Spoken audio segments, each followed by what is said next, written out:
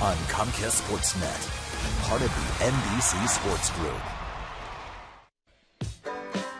Last night, Boston came to town and some early fireworks arrived as they watched two former Red Sox supply all the offense the A's would need.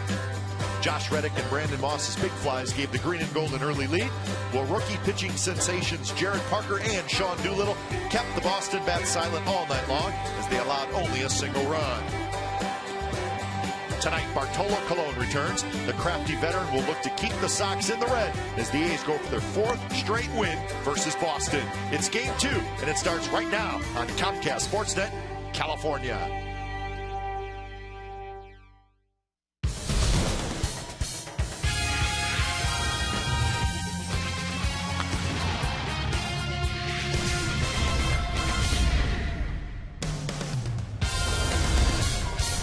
Well, they're getting the fireworks ready, and that is in K-Lot out behind center field. The best fireworks show in baseball. We think that'll come up after the game, and it should be a sellout crowd tonight here at the O.K. Coliseum. It's good to see Bartolo Colon off the disabled list. He will start tonight. So it's Game 2 of the three-game series. A's won last night. They'll try to make it 2 in a row tonight. A's, Red Sox coming up on Comcast Sportsnet, California.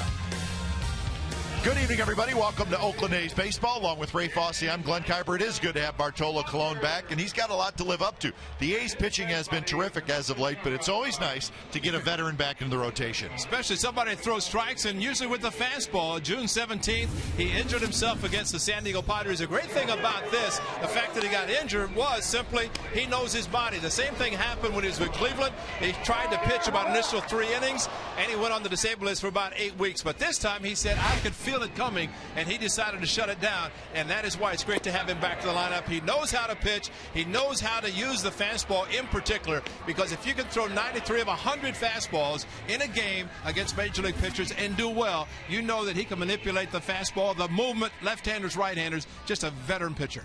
Well, Ray, the A's have been looking for the right guy at first base really all season, and it may turn out that they found the right combination with Moss and Carter. Little platoon. Carter's in there tonight. Well, we saw what Chris Carter did and has done in the past, but what he did in Texas, this ball to left field with the wind blowing in hard from left field, it takes a monster shot to get that out. And then how about a chip shot to right field in the next game? So Moss plays the last 2. He hits home runs. Chris Carter comes up in 2 games. He's also hit 2. But I think you're right, because if you can get that kind of power and that kind of production from first base, if it takes 2, you might as well do it. And the A's will face a tough left-hander tonight, John Lester, for the Red Sox. And the A's have won 3 of the first 4 games played against the Red Sox this year. They'll try to make it 4 out of 5 tonight. Full house on hand, and the A's hope to play well in front of the big crowd. Game 2, A's Red Sox coming up next.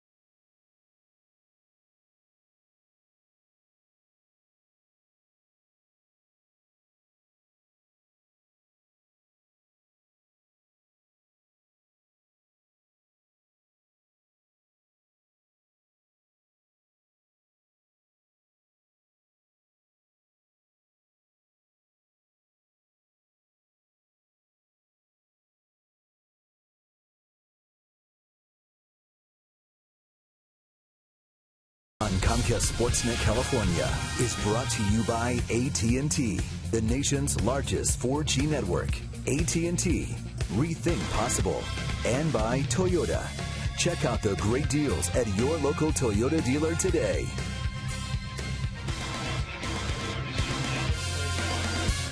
Well, we like that sign. Tonight's game sold out. So fireworks after the game. Red Sox in town, July 3rd. So we're set to go. Game time weather brought to you by the Santa Cruz Beach Boardwalk. Get to the beach. The admission-free boardwalk is open daily. Beautiful night. 66 degrees. Not a cloud in the sky. A light breeze. So we're excited and we are ready to go as Bartolo Colon has finished his warm-up tosses. Daniel Nava, the leadoff hitter, is in the box. So here's the lineup for the Red Sox. Nava, Pedroia, Ortiz, Ross, Gonzalez, Saltalamacchia, Kalish, Aviles, and Punto. So there's your Red Sox starting lineup for tonight. And Bartolo Colon looking at the clock, waiting for the number 6 to turn to 7 so he can start pitching. He is ready, as always, and good to see him back in the rotation. As we mentioned, June 17th, Padres his last start. He's been on the disabled list 15 days, and he is back pitching, and we expect to see the same type of pitching. That's the good fastballs that we have seen since he's put on the green and gold. So Nava steps in. A's won last night 6-1 behind Jared Parker. So we're going to keep talking about it, Ray. The A's are 39-42. Right. Get to that 500. Right. A little bit low. 2-0 to Nava. Nava, Pedroia, and Ortiz here in the first inning for the Red Sox. Or last night, the Red Sox had to run 2 hitters into the game. Nava double, Pedroia a single, and that's all they got. Colon misses again. 3-0. Just keeps rolling along. Jared Parker. An amazing thing he said today. He said my changeup was horrible. Chris Pedroia hit the changeup for the base hit with a couple of strikes to drive in Nava, and that was the extent of the scoring. So the fact that he used the changeup, the fact that he showed it, and the hitters, the Red Sox, knew it. He had the good two seam, the good sinker working, and pitched 6 2/3 innings. So Colon misses outside, and it's a leadoff walk to Daniel Nava. Defense for the A's tonight. It has Yoenis Cespedes in left field, Coco Crispin center, Josh Reddick in right, Inge, Hicks, Weeks, Carter on the infield, Kurt Suzuki behind the plate. So Nava with a leadoff walk, and here's Pedroia, and the first pitch to Pedroia is outside. Brian Onora is calling balls and strikes tonight. So far, he's called more balls than strikes. He has. How about 5-1? That's right. Here's Onora. Bartolo Colon is not one that you would think would need a rehab assignment. I don't think pitchers, as much as position players, need to go to the minor leagues and work on things. Bartolo knows what he has to do, and he knows he has to throw strikes with his fastball. Fouled just below us. Colon was placed on the disabled list on June 23rd. It was retroactive to June 18th. His last start when he got hurt was June 17th. But at the time, I think everybody thought he would be out a little bit longer. He really was not out that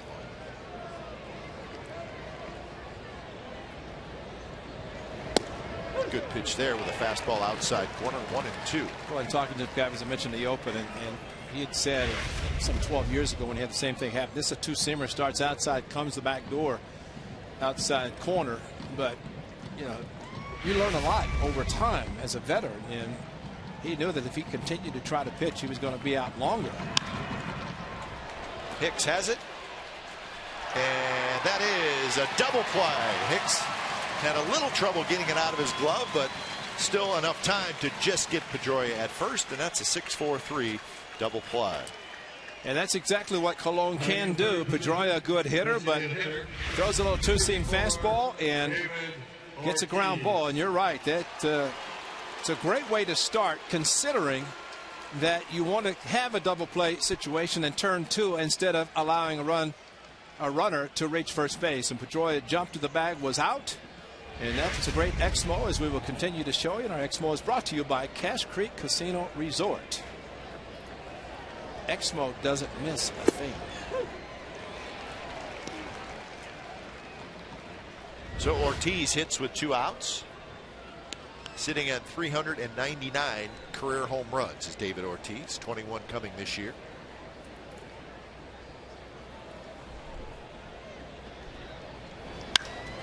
That one's driven to left center. That's hit pretty well. Cespedes back, and he's at the wall, makes the catch. So Ortiz just missed it. Leadoff walk, no damage done, no score after a half an inning.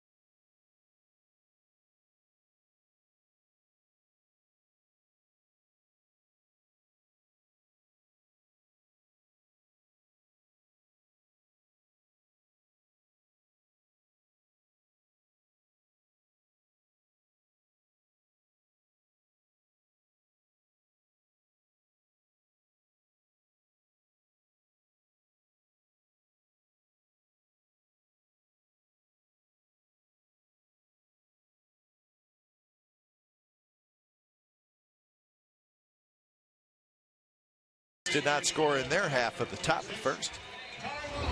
Here's the lineup. Crisp, Weeks, Reddick, Cespedes, Gomes, Carter, Inge, Hicks, and Suzuki. And it is the veteran John Lester, the lefty on the mound for the Boston Red Sox. Those numbers, not the kind of numbers you expect to see from John Lester. And of course, I think the Red Sox would like to see a little bit better numbers. Last time the A's saw him was when Hurricane Irene was coming into Boston. That was last August the 27th, a day-night doubleheader. When that was fun. It was a miserable day-night doubleheader. A lot of rain, a lot of mud, but the A's unfortunately didn't do well. But Brandon Allen, remember Brandon? Hit a home run opposite field against John Lester in the first game. I was concentrating on getting us out of town. So was Mickey Morabito. And it worked. Got into Cleveland about 4 a.m. or something like that. But did get out. I mean, but it's so bad that you're carrying the umpires on your flight, so they want to get out as well. That's a good point. And we'll just do our best to forget about it. That's right. Coco down the left field line, headed for the corner, and that baby is gone. 1-0 Athletics.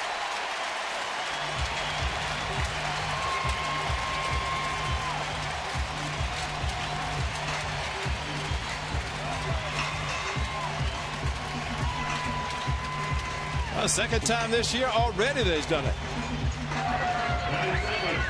Given 3 on the season, but the second time and jumped on a 2-0 fastball. Didn't wait around.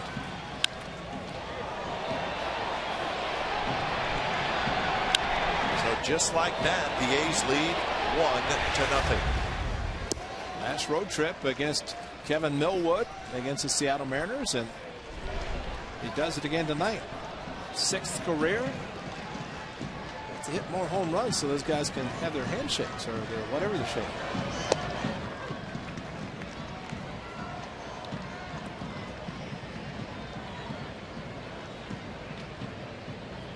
Well, that's another former Red Sox that's hit a home run against the Red Sox. We saw last night with Reddick and Brandon Moss. Coco tonight. A lot of times leadoff hitter, guys does not hit a lot of home runs. Pitcher says, well, I'm falling behind 2-0. I'll throw him a fastball. And at times they will take it. But that shows you right there that Coco Crisp jumped on the fastball, got it. And shimmy for the manager.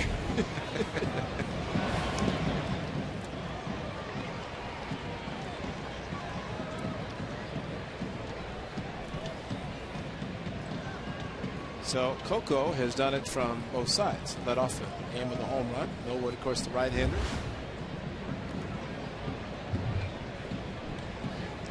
2-2 the count to Jemiah Weeks. And now a full count. Reddick will be next.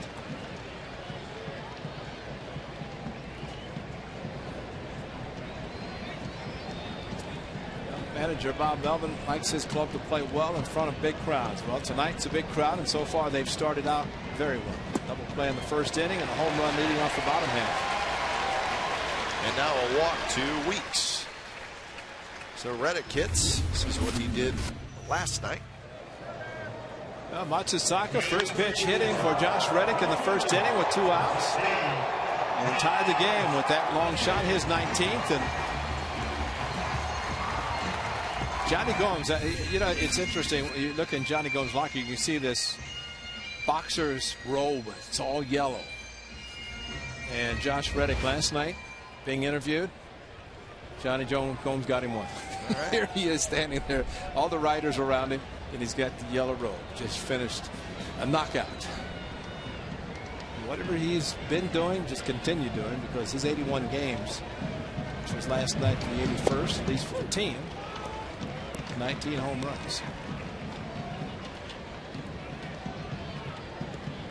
41 RBIs for Reddick and a .261 batting average.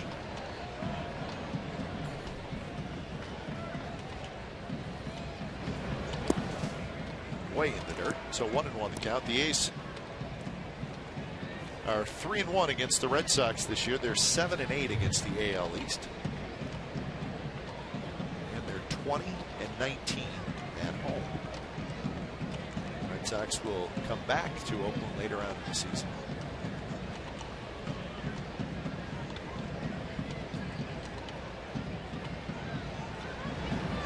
Reddick pops it up. Saltalamacchia and Nick Punto coming together, and neither of them catch it. That's a very, very catchable ball. Yeah. And Punto went into a slide. I'm not quite sure why. Probably to avoid a collision with about the 6'5" Jared Saltalamacchia. But this is a third baseman's ball. Saltalamacchia, and obviously you would not think there was any communication. Punto, I got it as he hit the ground, but looked up and saw the big Saltalamacchia. A lot of foul territory, as we talk about here at the Coliseum, something that these guys don't have to deal with at Fenway Park, but definitely catchable ball, and Josh Reddick gets another opportunity. But maybe it's the foul territory that both catcher and third baseman felt they had to run so far. Neither one maybe felt they had the 100% chance of catching. Reddick swings and misses, so there's a strikeout for Lester. So one away. Here's the defense for the Red Sox tonight. Nava, Kalish, Ross in the outfield. Punto, Aviles, Pedroia, Gonzalez on the infield, with Saltalamacchia again behind the plate. So Lester now faces Yoenis Cespedes. Cespedes playing left field tonight.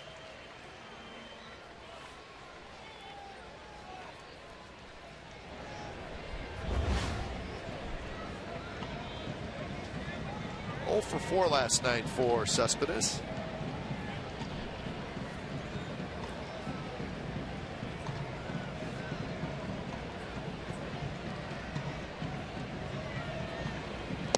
First pitch strike. Outfield plays Cespedes straight away.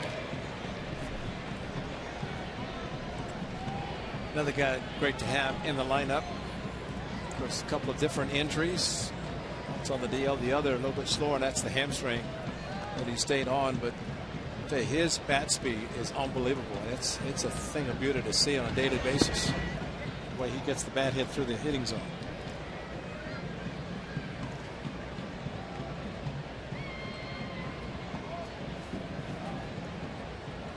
And every day, a learning experience, Oh, yeah. in probably 5 or 6 different ways for you on assessments.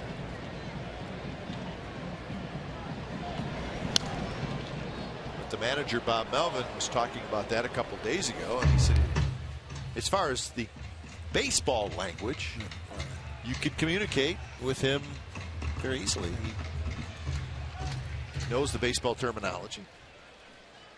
Well, I tell you right now, a lot depends. You know, a big helper, that guy right there, Ariel Prieto, and he is his interpreter because their meetings go on, and basically Cespedes just sitting there. He does not understand any English, so the baseball part of it he understands, but as far as scouting reports and all those things, whether Adam Roden puts together or the pitchers, the hitting coach, whatever, it's up to Ariel Prieto to interpret and translate to him.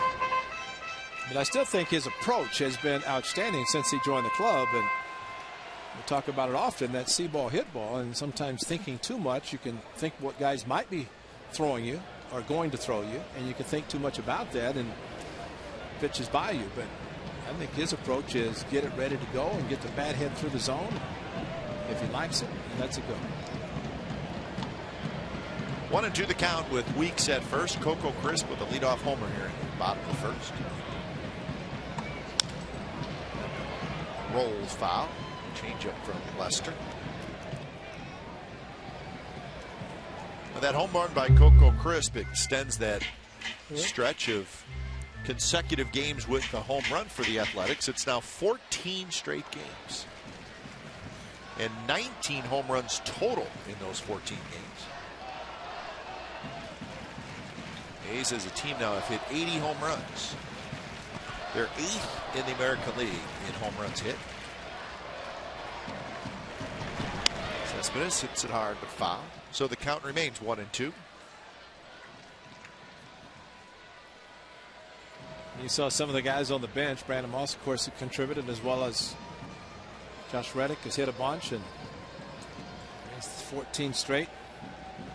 Derek Norris has chipped in, but it's the pitchers sitting beside those guys that have the smiles on their faces, because now those guys, as Travis Blackley and the pitching staff takes them out, and they say, at least there's a chance now with the long ball, guys can come back and you can give up a few runs. There's a chance to come back and win a ball game with the long ball, which they have done in the walk-offs. Cespedes with one against the Dodgers, a big one.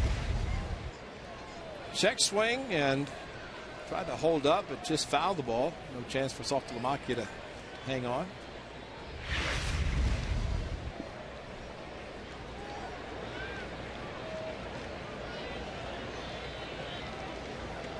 Bubba pretty much has a lineup that he'll throw out there against lefties and one against righties. Looks like it, yeah.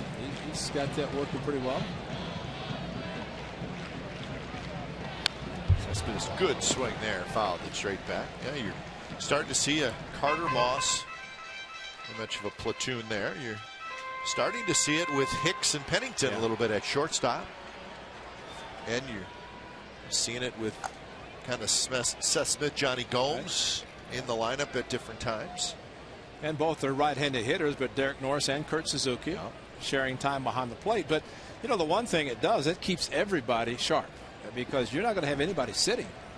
You look up and down the lineup with guys on the bench, they're going to be playing pretty regularly. Weeks runs and the ball is cued foul. So Weeks will return to first base after one of his better head first slides. Not necessary. That's a straight steal, and with 2 strikes on a hitter, that's dangerous, because just one out. So you hear contact, you got to be looking back to see where the ball is, unless Avila's really deked it. But 10th pitch coming up in this at bat, and he has fouled off 6 after getting a couple of strikes on him. Takes that one. 2-2 the count.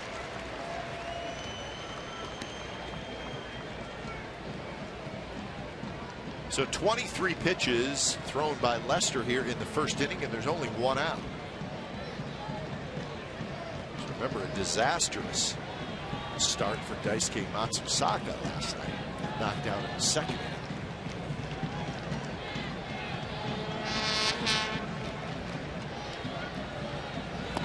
And a changeup and a swing and a miss. So when it's all said and done, Lester strikes out Cespedes for out number 2. Well, the news today, Brian Fuentes designated for assignment by the Athletics. Maybe a surprise, maybe not a surprise. Well, he handled it very well and had a chance to visit with him. And you're right, that top part says it all, class act. And Brian Fuentes signed a 2-year contract last year with the A's. Went through last year and really a tough time for a number of reasons. And then it continued this year, was one of 3 closers, had the opportunity for a while, but got to the point when he came into the game in Texas and kind of I don't like to reference the mop-up, but a game that was out of whack a little bit, and he came in, and you see a veteran like that, something's going to be happening, but he know it, and I think there was talk about trades and all that stuff, but bottom line, it came down to the other 3 guys and the lefties in the bullpen doing a great job. They all respected. I think Ryan Cook said it best. He learned a lot from Brian Fuentes because Cook now the closer, and speak the brain of the guy who did it well. Gomes rips one down the left field line. So he's got a hit, and Weeks stops at second. And Delaire just pointed out, and we're very happy that he did this. And this was his 200th career save in a throwback uniforms. 200th career for Brian Fuentes, and he joins an elite group of lefties to get at least 200 saves. And there was a while similar to David Ortiz on that 99 mark. 199 for Fuentes, and it's 399 for David Ortiz. So very happy for Tito Brian Fuentes. So here's Chris Carter with 2 on and 2 out.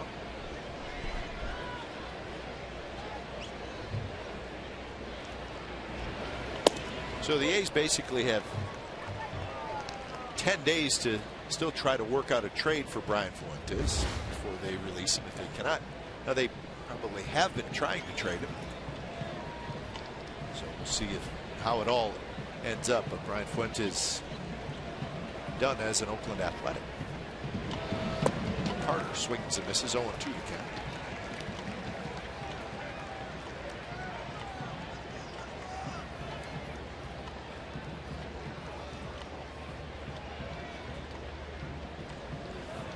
So 0-2 to Carter. He's 3 for 7 with a couple of home runs since being called up.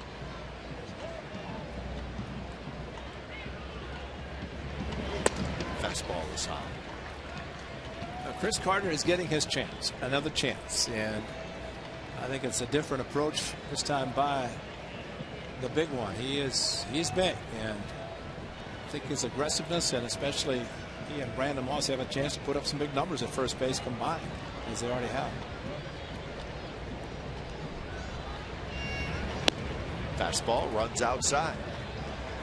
30 pitches now for Lester, as he has not looked sharp.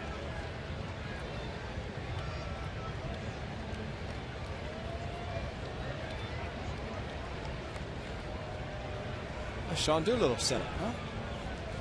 Good call. Yeah, he got to raise that elbow a little bit.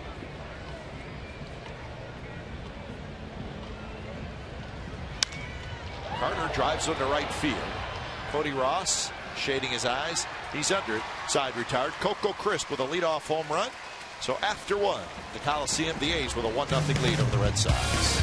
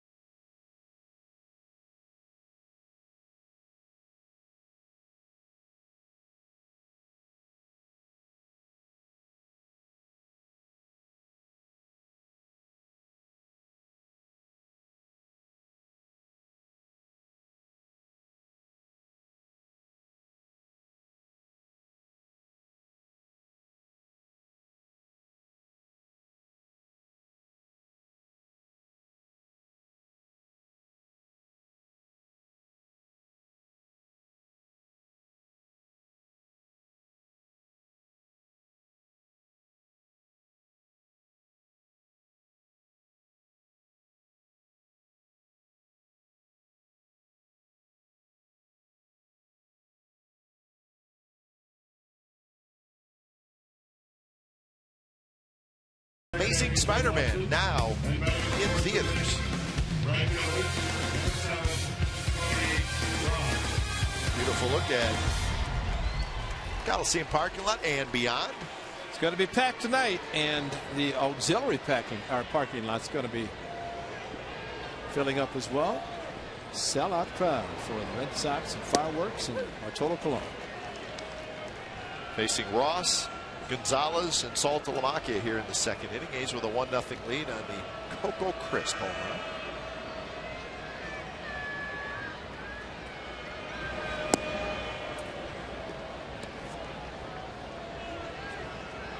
There's the shutdown innings for Colon. 11 for 18. Not great.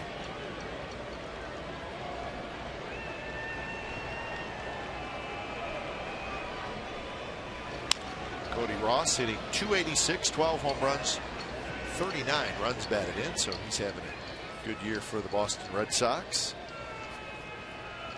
Trying to think if Ross and Ryan Ludwig are the only two now that I can think of that bat right-handed, throw left-handed. Cowgill. Well, Cowgill for active. He's on the DL. Right. Ricky, of course, the most notable. Good pitch there by Colon. Strike 3 call. So that is out number 1 here in the second. Just two-seamer. Watch this ball move. Started the outside part of the plate and broke to the inside plate. 17-inch movement on that.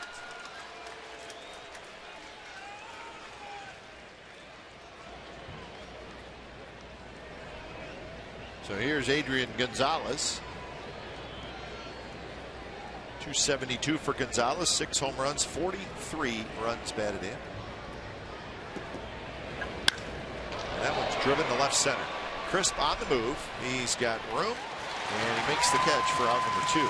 Cap, we have seen 2, one by David Ortiz and now one by Adrian Gonzalez. It probably would have been off the Green Monster in Boston. Yeah, Ortiz definitely. Yes, and maybe Ortiz would have gone up over the Monster. And it's a tall wall, but very inviting for left-handed hitters. And I think a lot of times the Red Sox hitters, it's got to be frustrating for them to play in their home park 81 games and know that they can just pelt the left field wall. But also when they go on the road, ball just doesn't travel as well, especially here. 2 outs for Saltalamacchia. So we shouldn't be surprised that the Red Sox lead the American League in doubles, which they do because of Green Monster's kind of a doubles machine. Exactly. And when they hit the ball, they run as if they want a double. They know when it's not going to leave the yard, not going to be a home run over the Monster. They're 5th in the league in home runs hit. They've hit 95, and they're 2nd in the league in runs scored. They trail the Texas Rangers coming into tonight. How many of the Rangers scored tonight? Rangers are getting beat tonight. The score is the White Sox 18 and the Rangers nothing. That one's hit to right field, and this game's going to be tied. Saltalamacchia homers. So it's 1-1.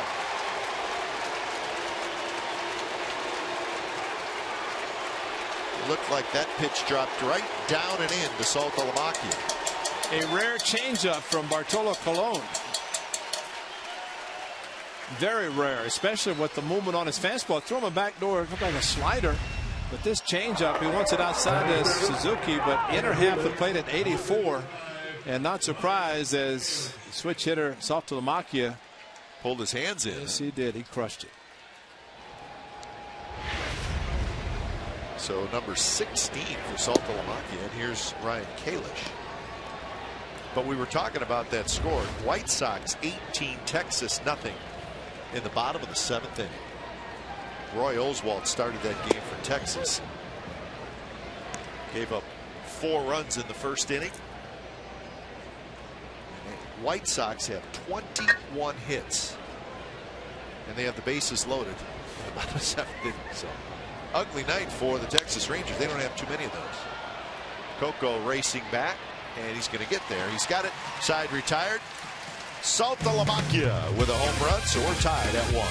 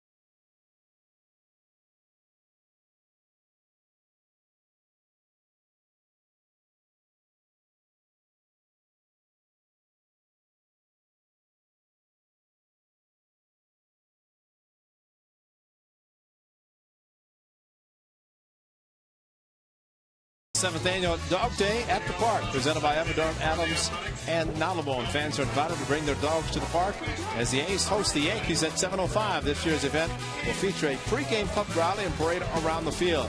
The rally begins at 5:20, where each dog will receive a goodie bag. For more information and to register for the event, go to oaklandathletics.com/dogday.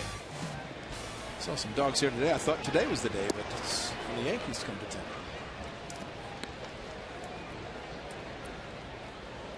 So a 1-1 game. Crisp a home run. Saltalamacchia a home run. The Inge, Hicks, and Suzuki.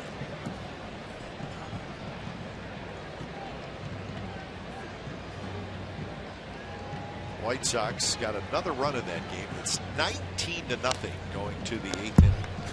Wow. You see, the Mariners went into Texas and scored 21 in one game. They've had 3 8-run innings against them. I don't know what if they had a big crooked number tonight. You mentioned the 4, but bottom line, they still lead the division. Yeah, how about the best record in baseball? That's one game. So the only thing that's really hurting is their run differential. Yeah, and ERA. ERA.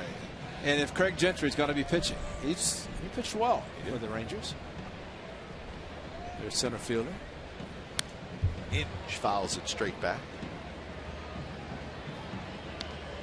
The Angels and the Indians are having a battle with the weather in Cleveland. The Indians are leading 9-5 in the 9th inning, but they have just hit a rain delay. Inge on the changeup swings and misses. So it was getting close to being a finale, and the rain came in Cleveland, so a rain delay going there. Good changeup from Lester, and a lot of pitches in the first inning, 31, but Brandon Inge gets a changeup that out of the strike zone, but still a very good pitch from the left-hander, and it's a good one.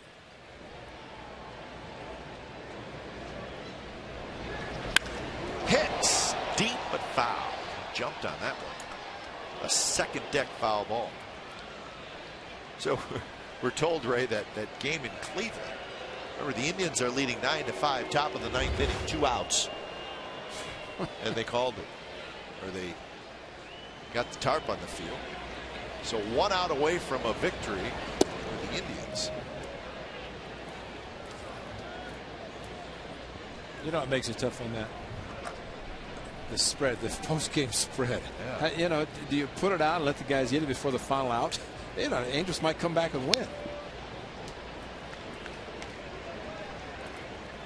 Some guys just do not miss a spread. Doesn't matter what time of the day, what inning it is.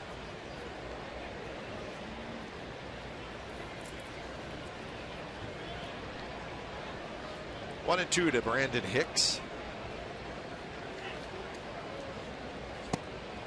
Drops down and in.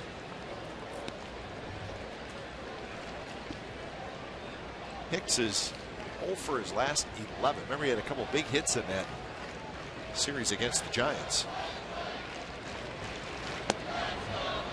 Overall, he's 3 for 19.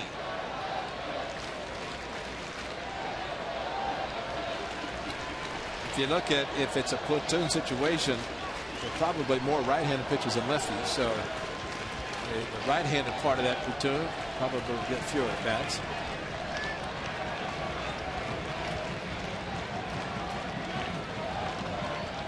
Well, he probably thought he was going to play tomorrow. The Red Sox scheduled Franklin Morales, who's a left-hander, but they've made a change in it to be a right-hander, Aaron Cook. Very high to right. Ross going back, still going back. Ball's carrying, and Ross now near the warning track and reaches out at the last minute and makes the catch. Here's our true story brought to you by McDonald's. It was May 19th of 2008. John Lester pitches a no-hitter against the Kansas City Royals. 130 pitches, 9 strikeouts, 7-0 was the final score. It was his first complete game. A couple of years before, he had been diagnosed with a rare non-Hodgkin's lymphoma disease. So he fought that. He's won that. He's got a no-hitter. He's a very good left-handed pitcher.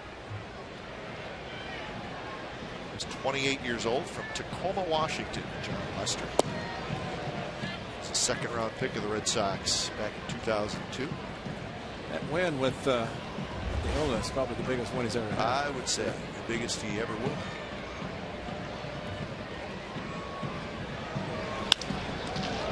Up the middle. Pedroia fields it. Lester may have got a piece of it, and Suzuki's out. 3 up, 3 down inning for Lester. We're on to the third inning. It's a 1-1 game.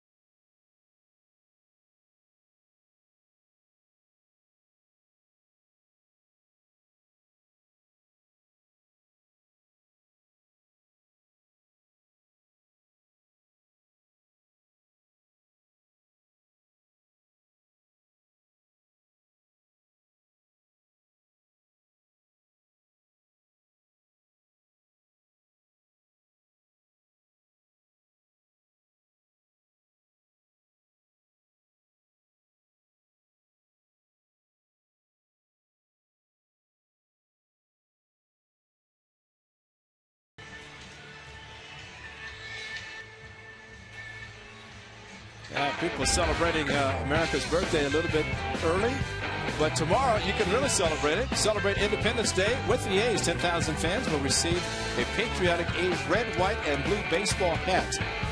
Not that hat, but it's still red, white, and blue. It's presented by Wells Fargo when the A's play the Red Sox tomorrow on the 4th of July. For more information and tickets, go to oaklandathletics.com/tickets. It's a good bid. Mike Aviles to lead it off. First pitch a little bit low, I guess. Aviles, Punto, and Nava. See, everybody's just getting ready for tomorrow, 4th of July. If you can't have fun on the 4th of July, then you can't have fun. You're never going to have fun. That's good looking stuff to wear and celebrate America's birthday. It's great.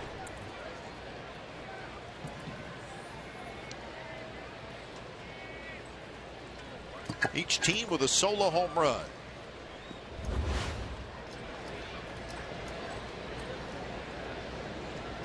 Aviles having a good season. 43 RBIs. I think no other shortstop in baseball has more RBIs than Aviles. 2-2 pitch, just a bit outside. Cologne not missing by a lot. So full count.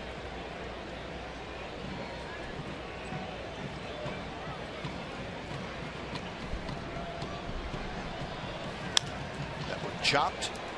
Hicks has it. Guns it across to Carter, and that's out number 1. Here's our Subway Eat Fresh Ask Glenn and Ray question.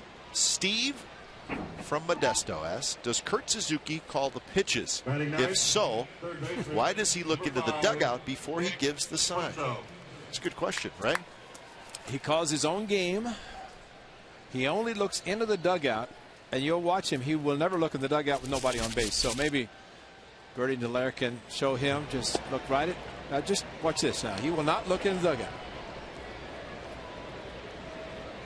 Okay, so he's not getting any help. He's calling his own game. When there's a runner on base, you'll see him look in the dugout, and there will be signs given, usually by Chip Hale, as to whether he wants to have the pitcher step off, throw over, pitch out, whatever it might be. Last night we saw Bob Melvin, the skipper, stand up when the runners at first and second. He gave a sign, and I asked Chip about it, and he said he wanted to let the catcher know where to throw in the event both runners ran. So to answer your question, the catchers at this level will call their own game but only get help when their runners on base get help, because that's kind of the expected now. Tony Russo started back when Terry Steinbach was catching, and he basically said, I'll take the pressure off you as a catcher, or any of his catchers. I'll take the pressure off. I will call, I being Tony Russo, will call pitch outs, throw over, step offs, freeze the runner, whatever, so that you don't have to think about it. Punto can't believe it. Worst thing ever happened. Punto, a few words for Brian O'Nora. He did not like the strike 3 call. Well, it's a 4-seam fastball outside corner, and Tommy Cam would tell you exactly how far outside that pitch was. But Brian O'Nora liked it, and Nick Punto's got a beef. Understandably so, and he'll walk upstairs, I'm sure, and take a look at it. But again, it's the angle in which the umpire looks. I mean, it's simple as that. And Colon, good reputation for throwing strikes. He was top of the order, Daniel Nava, who walked to lead off the game but was erased on a double play. At the last catcher I'm aware of that called his own game with regard to pitch outs and throwing out or throw over to the center was Jason Kendall, Kansas City, with Ned Yost, a former catcher, as his manager. And he said simply, he's a veteran behind the plate and actually speeds up the game to some extent, because the catcher a lot of times is not going to have a guy throw over and might feel something, call a pitch out, and be successful. Colon reaches out, grabs it, flips to first, side retired. 3 up, 3 down inning for Bartolo Colon. Coco Crisp is going to lead it off for the A's in the bottom of the third. He homered in his first at bat.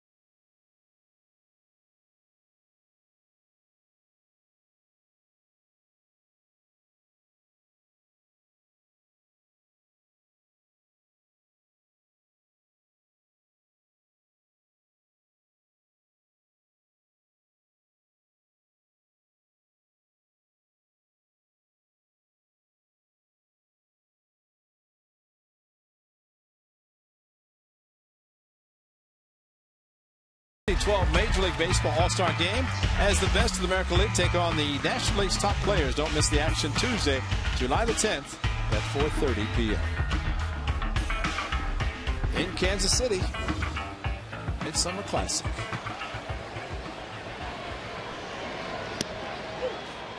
First pitch to Coco Crisp is a strike. Remember last night, Ray, you and I talked about some of our favorite moments from past All-Star games.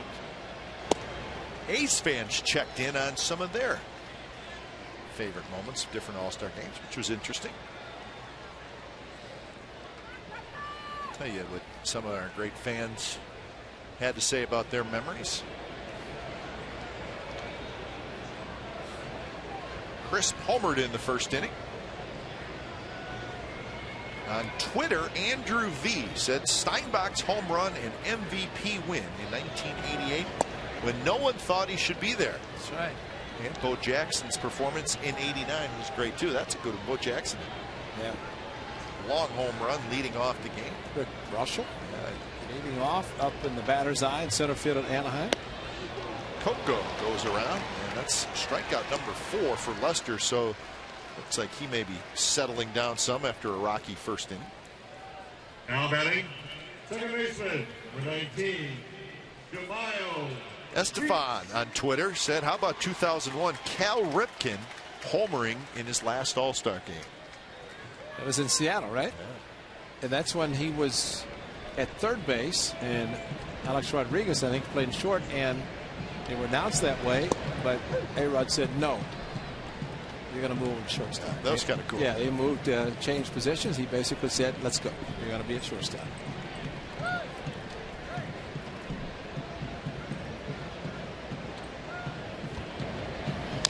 Scott Taylor on Facebook. Here's a good one. Terry Steinbach single-handedly defeating the National League in 1988. And we showed that when Steiny was here for the your float day. I think it was a hanging hook from Doc Gooden, who just made the news because of what Jared Parker has done. 10 of 14 starts, 1 or fewer runs allowed. Runs. A lot of the fans talked about the Terry Steinbach. He's won the game 2-1.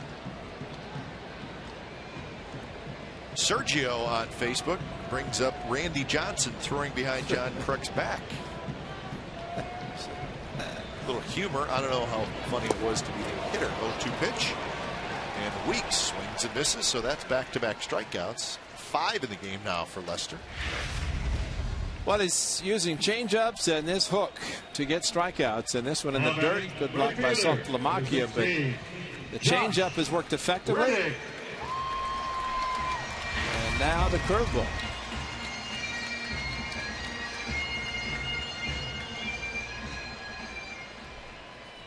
So the changeup velocity is pretty high, huh, Ray? 85 miles an hour. It's all deception. The delivery, the way he throws the changeup, and I think from his standpoint, he does not have to throw it with the 10 to 12 mile an hour differential that we talk about. It's a good one. It's all about deception and what he's done. And you pitch a no-hitter, especially at Fenway, you're doing something. Brett Anderson almost did. Another lefty. So Reddick steps in. He struck out swing. Michael Snyder on Facebook says Ichiro robbing Bonds of a home run. Actually, it was not Ichiro. It was Torrey Hunter who robbed him. That was in Milwaukee. Kathy Lee says loved Steiny, Mack, Carney, Ricky, and Hack. And the skipper missed those 80s. Well, Mack was great in the home run derby. Just watching Mark McGuire and the monster shots that he would hit, he kind of started the trend of watching guys take batting practice, see how far they would hit their home run balls. I like the Ichiro off of the inside the park. San Francisco, right. The only inside the park home run ever hit, all-star play.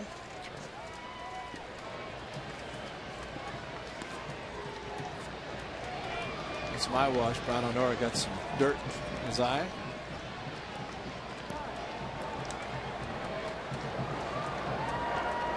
Our fans talked about the 1987 All-Star game, which was played right here at the Coliseum. Nobody could see. Twilight. First, when the All-Star game starts on the West Coast, it's going to start about 5:15, 5:20, and the shadows, and can't see much of anything. You know what I remember about the '87 game here in Oakland? Was it '87 or yeah, 80? '87. The late Gary Carter, rest his soul, of course, great catcher, Hall of Famer. Saw him downstairs, and I said, "Have a good game." And he said, "You'll never see happen to me what happened to you." I'll never forget those words, but so he was a fan of you in a certain kind of way. Yeah, he said, "I learned a lot from you." 2-2 to Reddick. Now again, that doesn't make your shoulder feel any better. Oh no, absolutely not. Why not? Give it a shot. Now he can say he and Brian Honora are the same. That's right. Reddick hops it up.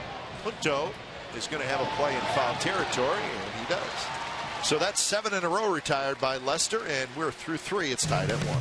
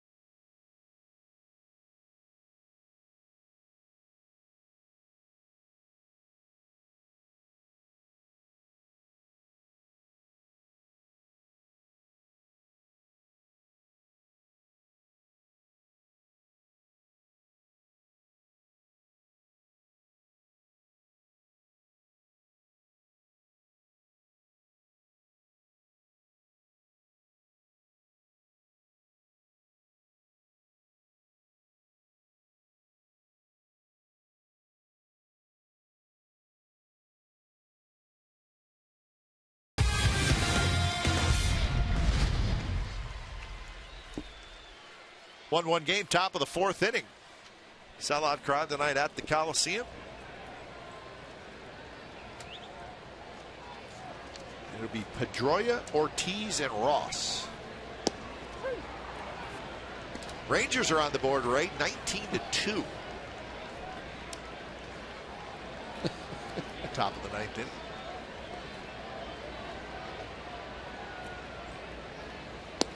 Well, you know one guy that's been happy tonight. It's Hawk Harrelson. That's right. The White Sox going big. Probably put them on the board. A few of them. They've been putting them on the board.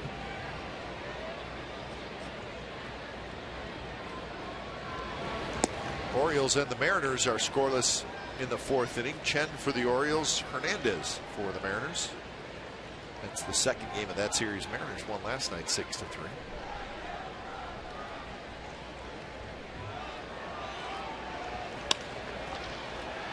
Hit hard toward Brandon Hicks, and that's out number 1. So Felix Hernandez pitching tonight, Tuesday night. So the Mariners have an off day Thursday. And the reason I'm bringing it up at all is the question, would Hernandez pitch on Sunday against the A's? Obviously Sunday would be 4 days, but they would have to skip a starter if they have 5 starters. Millwood's hurt.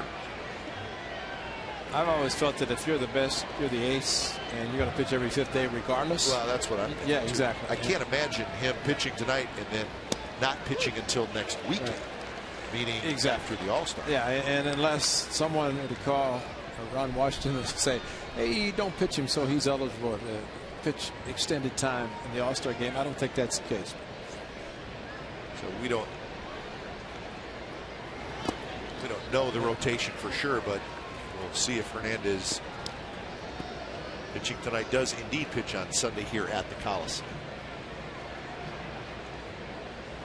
A couple years ago, he won the Cy Young Award, what, with 13, 14 wins. He did not make his last start against the A's because they figured that was the end of the season, last game of the season. Figured that he's going to win it, he's going to win it. That one game is not going to help. Off the end of the bat, Reddick comes in on a dive. Heck of an effort, but cannot quite get it. And Ortiz has a 1-out single. It was hit right off the end of the bat, and Reddick ran a long ways. Well, Coco Crisp, a good job backing him up. This ball off the end of the bat, a big swing, and it's an outfield. You got to be thinking it's going to be hit a long ways. And of course, they're playing deep. Reddick coming across, great effort, and there is Coco. There's your Exmo showing great effort by Josh Reddick. Very far from it, but he knew, as these outfielders playing together know that they back up each other, and especially a ball hit like that, it's only going to get a single.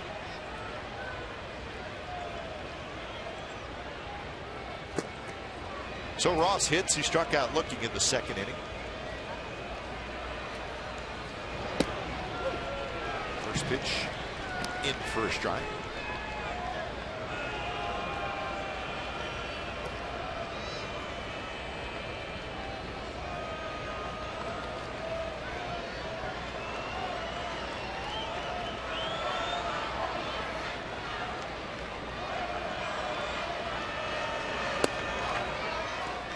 One the count.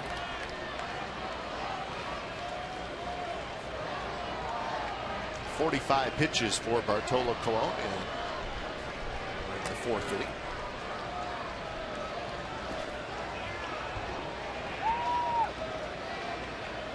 Carter playing behind Ortiz. That one chopped slowly to third, and it's just foul. So how do you explain this, Ray? As I mentioned this briefly to you right before we went on the air, that the Boston Red Sox are playing their 81st game tonight. They have played 2 games against the New York Yankees this year. 3-game series. One of the games got rained out. They have not been to Yankee Stadium yet this year. That is hard to believe. That really is, because that means they've got 17 games to play in the second half of the season. Yeah, it is. That's a major rivalry, too. These sellouts every game between those two teams. Ross swings and misses on a 1-2 pitch. So he strikes out for the second time. Well, I think we saw the same thing when the Dodgers actually came here to Oakland before they played the Giants in the National League. High fastball uppercut by Ross, couldn't catch up to it, and a little bit tarded, a little bit late on the swing. So good pitch by Colon. By the way, Bartolo Colon, his 13th home run he's given up this season. That was to Saltalamacchia and all solos. So he's continued that trend. And mostly against lefties, his Saltalamacchia switch hitter batting left-handed against him. And I bring up that point about the Yankees. The Red Sox will go home after this series, and they will host the Yankees this weekend. But again, they have yet to go to New York. It will even out in the end. Seems kind of quirk of the schedule, which there always is. Break it down. 5-7 against the West. So not great against the West, and really not great within their own division. 13-60. Overall, the Red Sox 42-38. 6.5 back, now 6 back, because the Yankees lost again. Rays 7, Yankees 4. So for the second night in a row, the Rays beat New York. So Boston has a chance to pick up a full game.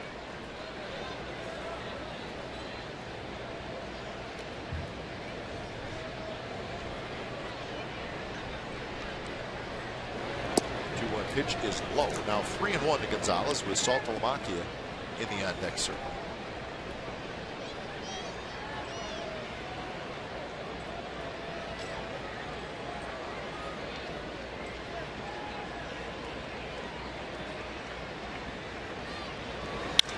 That one's lined to right center field, and that's a base hit.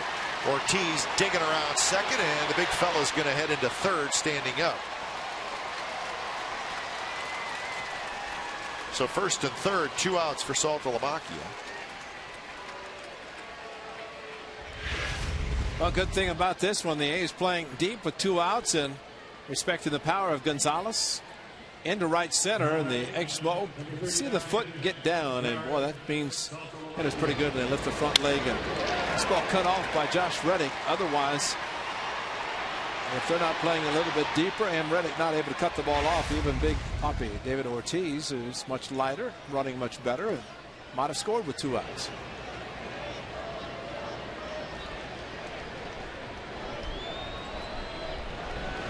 First pitch to Saltalamacchia is inside. He homered in the second. His 16th home run of the year.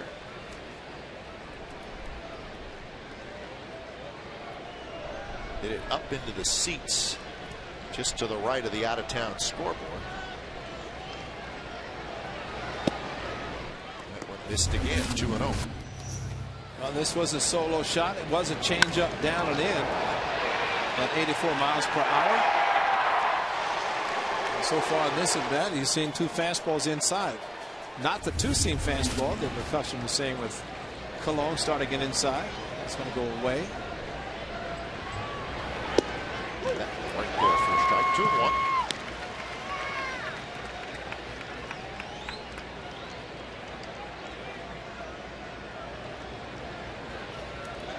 $16 homers and 38 RBIs for Saltalamacchia.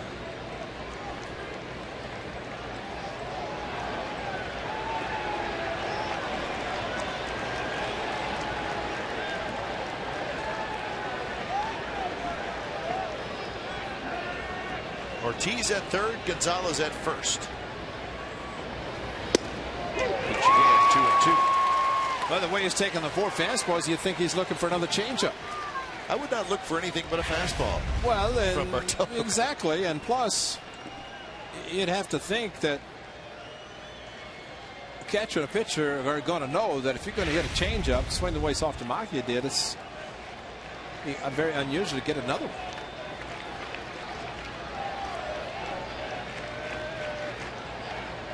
2-2 pitch. Fastball again, just outside.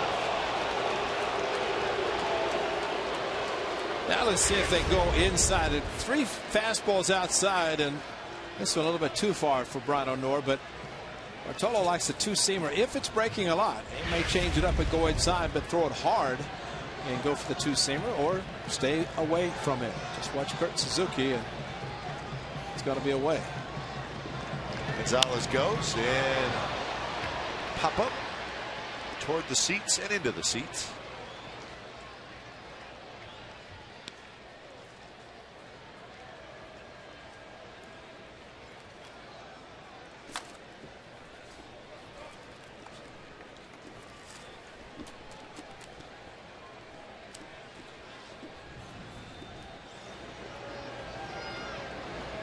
So the battle continues. Colon, Saltalamacchia. And all fastballs again.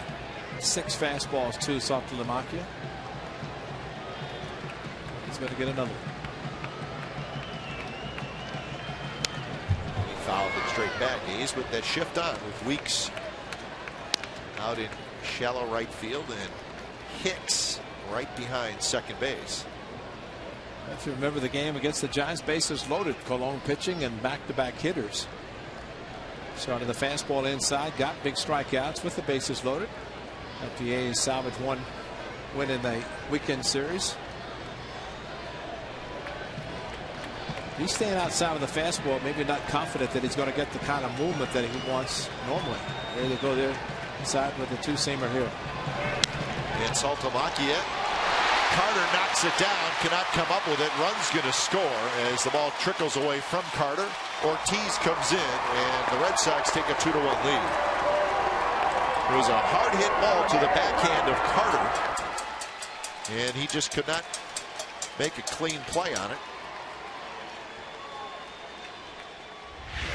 And it was a 2-seamer in. Saltalamacchia hit it, and I guess you could say it was hit too hard to get the body in front of it. You can see the ball also hooking, and maybe he could have gotten in front of it, and that would have helped maybe knock the ball down and maybe recover and make a play.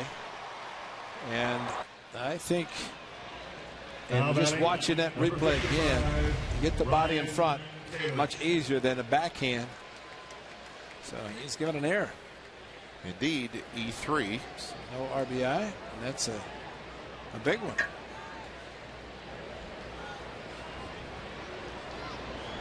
So a run in, first and third again, and here's Kalish.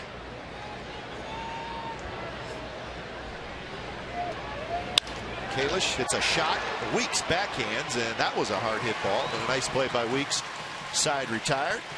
So an unearned run for the Red Sox. They lead 2-1 after 3.5.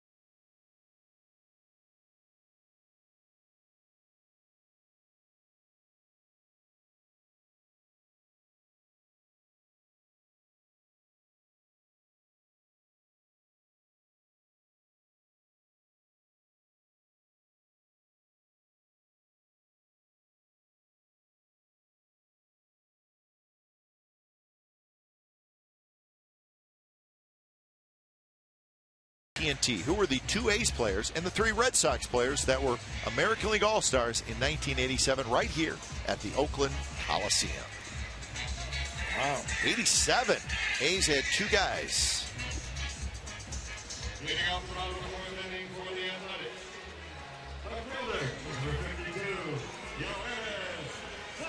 A's trailing 2-1, bottom of the 4th inning. Cespedes, Gomes, and Carter.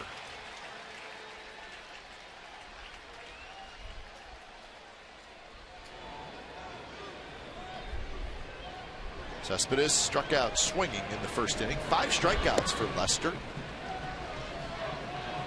And he has retired 7 in a row.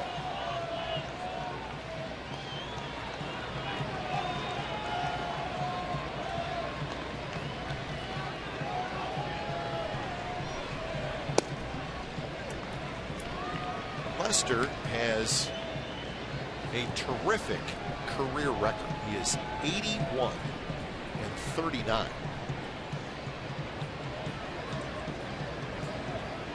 Look long and hard to find a better winning percentage than that. It's his 6th year in the big league. 81 and 39.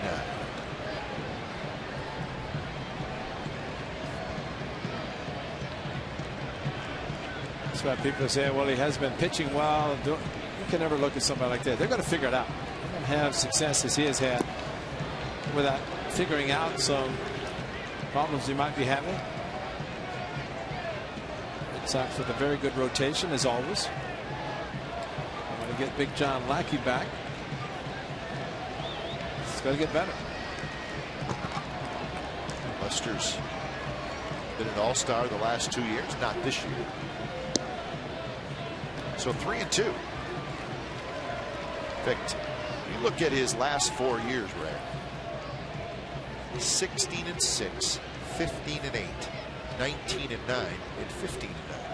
That's pretty good. And good ERAs in the 3s each year.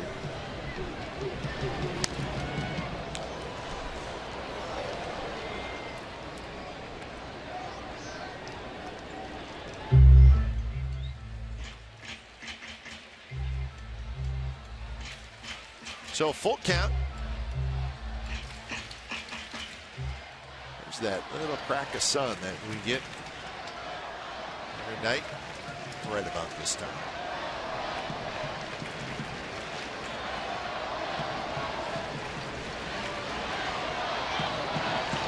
Another 3-2 pitch. That one lined to right field. Ross coming in, and he got a good jump, and he makes the catch.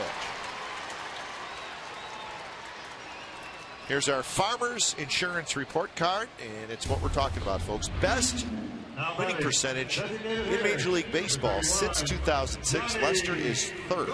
CC Sabathia is first. Halladay second. And then Verlander, Weaver, and Santana. Well, if you're a starting pitcher and you got a winning percentage over 600, that's pretty darn good.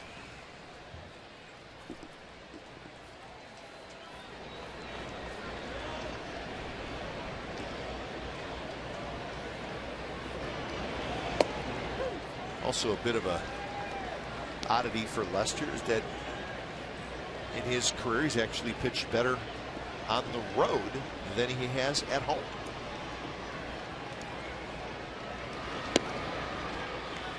Which you just don't see that very often for a pitcher. The left-handers have always, it seemed, had trouble pitching at Fenway Park because of the short left field wall, but I don't think the way Lester pitches it affects him at all.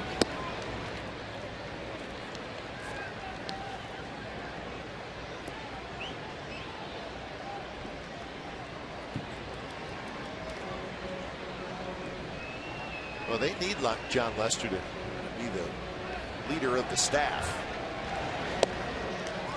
Daisuke Matsusaka put on the disabled list. He pitched last night, was not very good.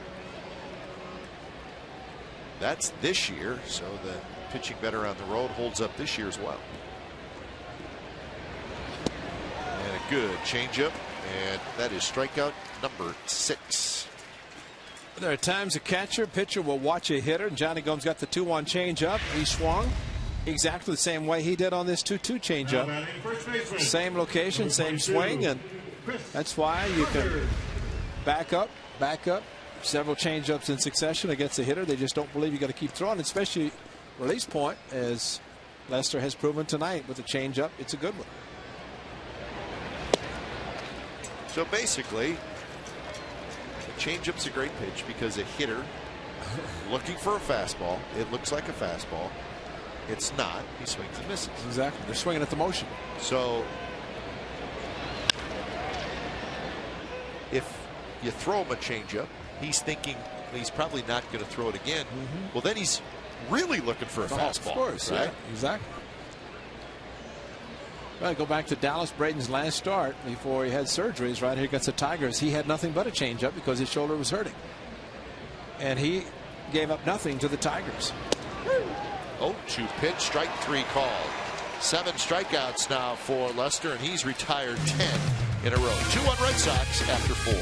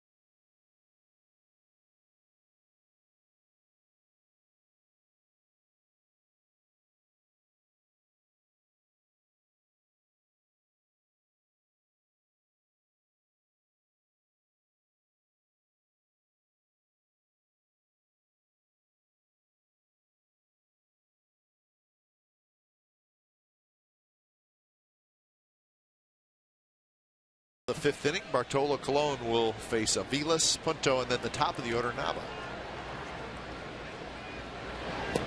First pitch to Aviles is low. He grounded out to short his first at bat. And Bartolo Colon's main objective right now is to keep them right where the Red Sox are, not give additional runs, because John Lester, with the number of pitches in the first inning, he has done very well considering, but 31 pitches in his first half inning against the A's, giving up the 1 run.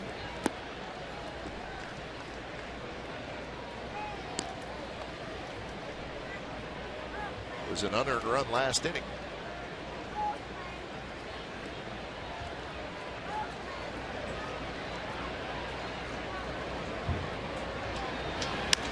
Pitch is popped up. Carter and Weeks are in the area, and it'll be Jamal Weeks who has it. 1 out here in the top of the 5th inning.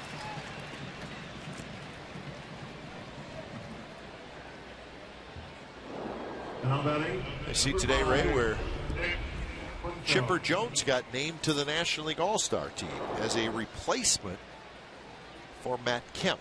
So a lot of talk about Chipper Jones. He was one of the guys, 5 finalists in the National League. He is, of course, retiring at the end of this year. Well, they were going to find a way to get him to Kansas City, regardless, and they should have. I mean, you're not your retirement and your future Hall of Famer, as Chipper Jones is, and find a way. And of course, he was one of the 5 finalists. I thought Bryce Harper was very class. The 19-year-old said, "Hey, he should be a part of it." And so, if it means more people vote for him, then so be it. Bryce Harper, I think he's going to have a few opportunities to play in some All-Star games. Punto is retired, 4-3, and that's out number 2. Here's our AT&T trivia answer. Who were the 2 A's players and the 3 Red Sox players that were American League All-Stars in 1987 when the game was played right here at the Coliseum? Now batting, number 66, Daniel Mark McGuire and Jay Howell. And for the Red Sox, Boggs, Evans, and Hurst.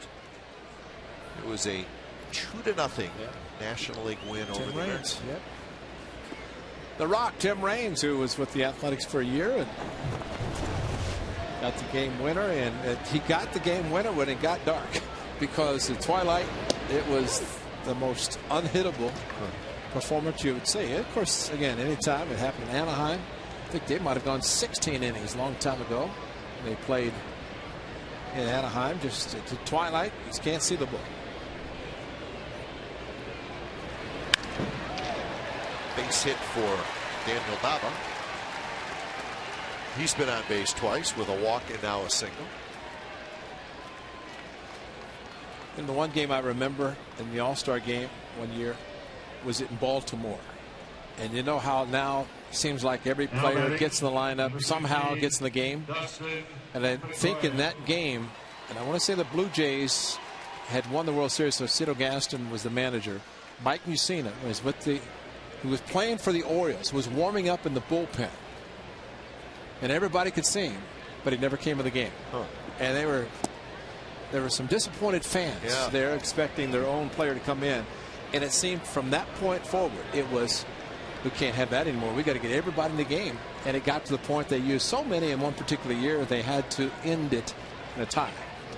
So now it's changed the point that 13 pitchers, 1 held back to make sure he could pitch some length if necessary, so they never have to experience that again. Plus, it means something. A postseason World Series home field advantage, so there has to be a winner. Yeah, you wonder if you can understand if it's a player on the team that's hosting the game. I think you should try to get him in. Exactly. If it's the only guy. Right. And in this case, in Kansas City, I think Billy Butler's the only Royal. Yeah. Ned Yost is going to be introduced. He's the manager of the Royals, and of course, he's one of Ron Washington's coaches.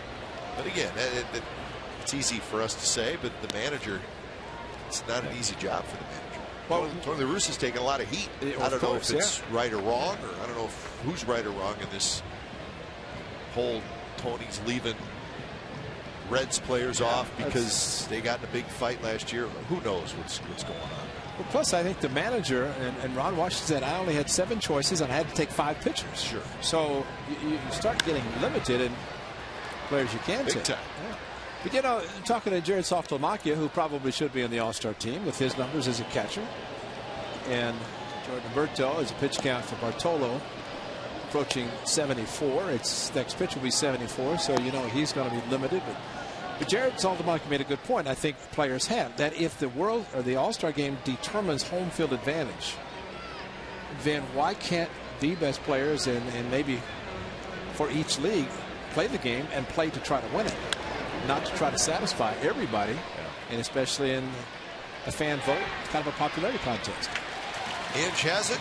A hit and a runner left. Bottom of the 5th coming up. The Red Sox 2 and the A's 1.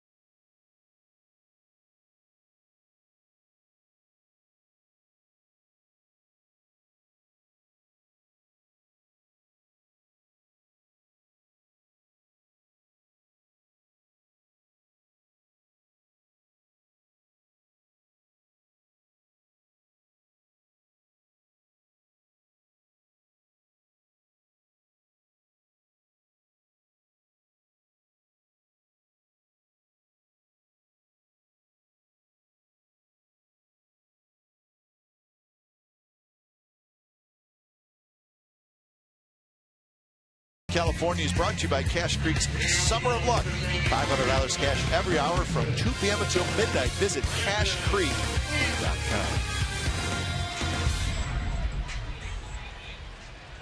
Red Sox 2, the A's 1. It's the bottom of the 5th inning. Sellout crowd tonight. Still plenty of time for the Athletics. John Lester has settled in after a rocky first inning.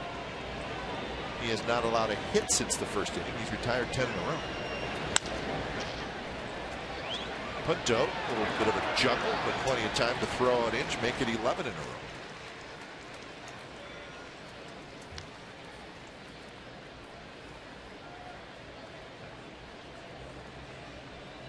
So we always talk about Cache Creek. Now Go up there, right? Number 18. You going tomorrow or Thursday? No, but our terrific graphics operator Josh Hood, who's a beautiful, very good golfer, he's going up there. He's going to play golf for a couple days over the All-Star break. So Cache Creek is more than just that's right going up there and gambling. They got a terrific golf course up there. All kinds of different restaurants. So go up there and play golf if you want to. I get the report from Josh. Yes, we will. He's a scratch golfer anyway, so that's got to be just another course that he dominates. So beautiful golf course up there. Another reason to head up to Cache Creek.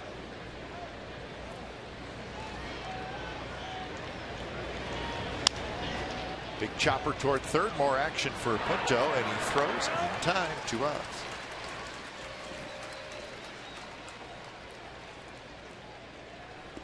So 2 outs for Suzuki. I think about the and we were talking about the Right-handed lineup, left-handed lineup, right-handed batters against. This is one lefty in the lineup tonight. I think at times, and I think of the great Jamie Moyer at 49, he loved it when there's so many right-handed hitters because you try to overpower a changeup, you try to pull it, And what Lester has done tonight, I mean, he's on a nice roll. That's what? Going back to bat, 3, 6, 9, 10, 12 in a row. Gomes base hit in the first inning, and he's retired everybody since. And he was the fifth batter. But I think that plays right into the hands of a left-handed pitcher.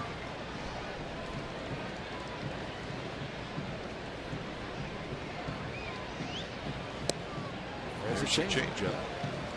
And you know, John Lester, and we showed the velocity of his changeup at about 85. But I think a lot of times against a pitcher like this, if you just think opposite field, if you're a right-handed hitter and all the righties in the lineup, with the exception of Reddick, you just think right field and think changeup, and then react on a fastball, just like that. Suzuki lines it, but it's foul. But he just reacted. That was a fastball inside, and he got a little bit too quick. Would love to have the 2-out double. So you think about the two pitches in the middle, a good cutter, and then a changeup. So a ball moving in and a ball that he's going to keep away from a right-handed hitter.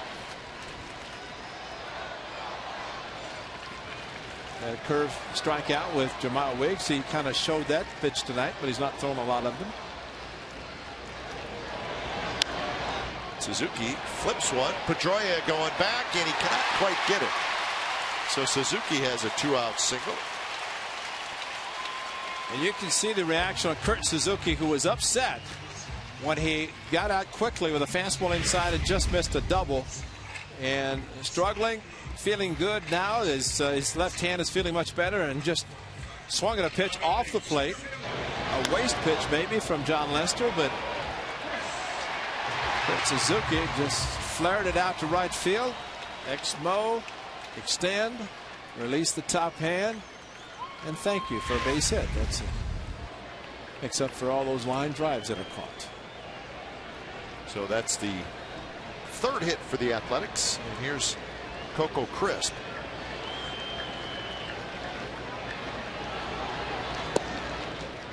Pitch drops down and in to Crisp, who homered leading off the bottom of the first inning, right down the left field line, and then he struck out swinging in the third.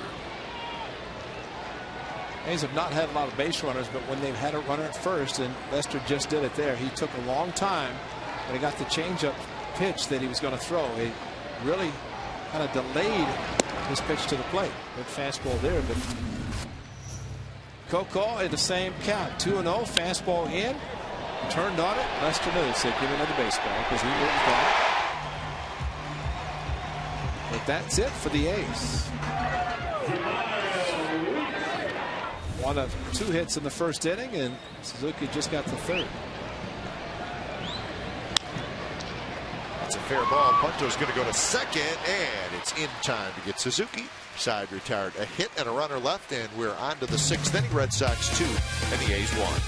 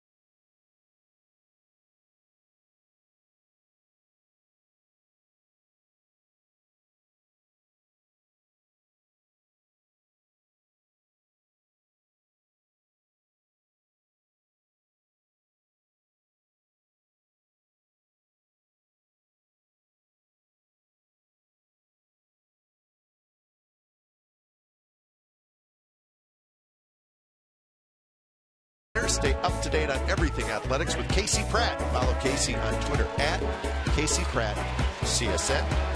Log on to Ace Talk on CSNCalifornia.com all season long to read Casey's news and notes on the Oakland Athletics. That lady right there with the phone, she's checking right now on Twitter to see what Casey's tweeting about tonight's game.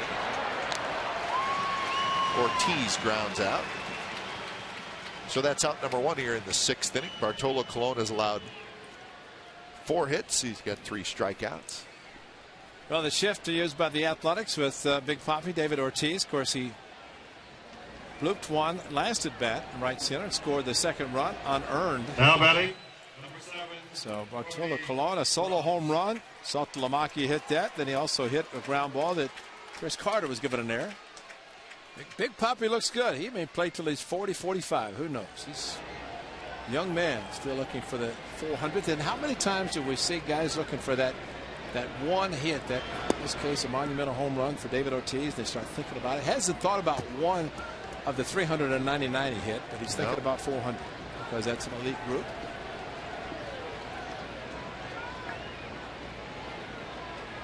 Want to know to Cody Ross in there for a strike. Well, Ortiz's last home run was the 27th of June. So he hasn't gone too long yet, but each game goes by. You probably think about it a little bit. Another strike call. Cody Ross is going to go for a walk. Cody having trouble pulling the trigger. One guy I remember following, Mark McGuire. It never affected him when he got to those. It seemed like, okay, you need a 500, do it today. That's big home runs for Mac, and he got them.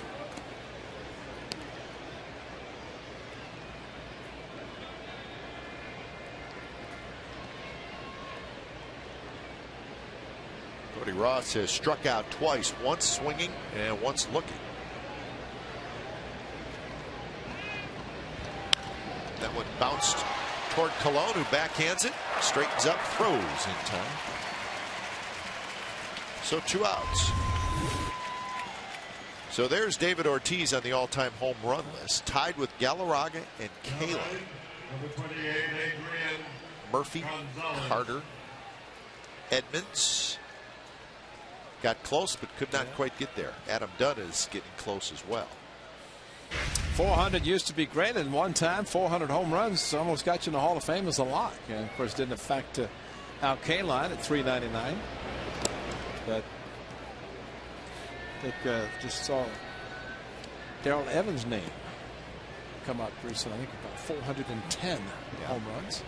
Dave Kingman over 400. And of course at one time the 500 home runs, that was automatic. It was like 3,000 hits or 300 wins.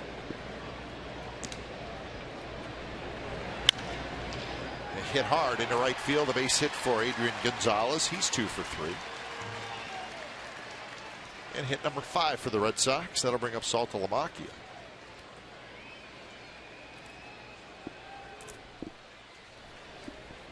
Orioles have taken a 4-0 lead over the Seattle Mariners in the 6th inning.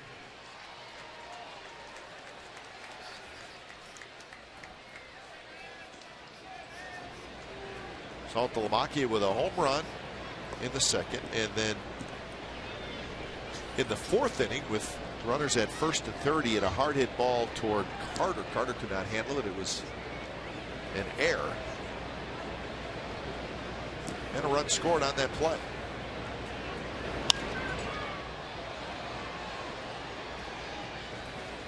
I think Saltalamacchia is kind of coming into his own, in a sense, what everybody expected him to do. Traded from Atlanta to Texas in the big share trade, and of course now the Boston Red Sox. It's taken a few years, but he's hit in the middle of the lineup, producing, and did a good job catching. That one drops a little bit low.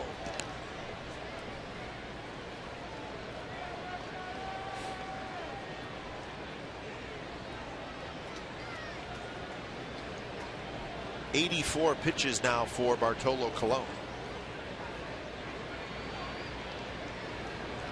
There action out in the bullpen. Roberto is throwing.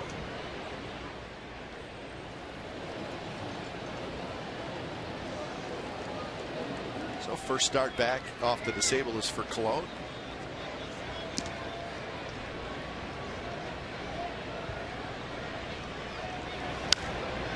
Their foul ball by Saltalamacchia. I would think once Cologne starts to inch over 90 pitches, this night may be getting close to being finished. Bob Melvin looking at the lineup card. Of course, Kalish in the on deck circle, left-hander, and with Roberto ready. He got up last inning, and decision time for a manager. You got a veteran in Cologne. No doubt concerned about the pitch count. Very high. Coco Crisp coming in now, and he's got it. Cespedes with a little help. Side retired. 2-1. Red Sox lead as we head to the bottom of the 6th inning.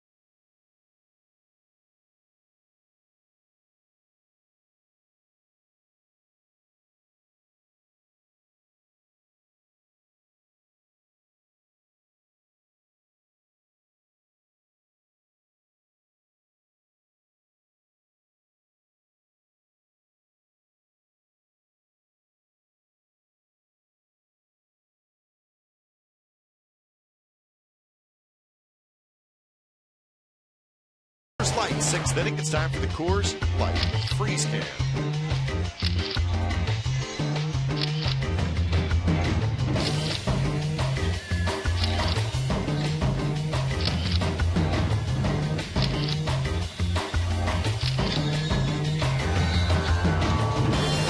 On that note, Coors Light Freeze Can is brought to you by Coors Light. It's the world's most refreshing beer. So Bartolo Colon, 6 innings tonight, handshakes all around. So he did get right up to that, close to that 90 pitch mark. Well, you can understand why it was a happy day. Nice comeback for Bartolo, a couple of weeks on the disabled list, and traveled with the A's on the last trip, so he was getting ready, tuned up for tonight's start.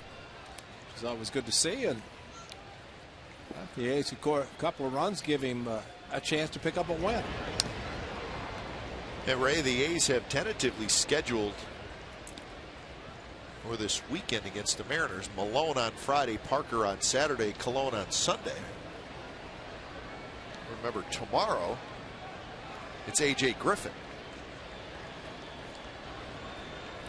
So basically what we're saying is Travis Blackley will not start a game again before the All-Star break. I think the A's would like to keep the other guys on regular 4-day rest. So Blackley, who has been terrific, is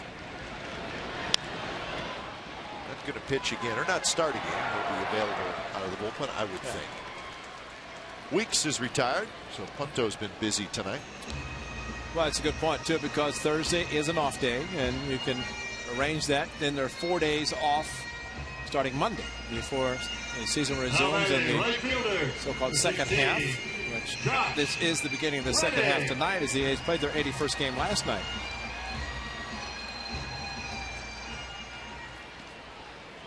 But you also see some players be optioned to AAA. Maybe they want them to play. during that time. Or maybe you're not going to need a pitcher. Right field, but Reddick got under it.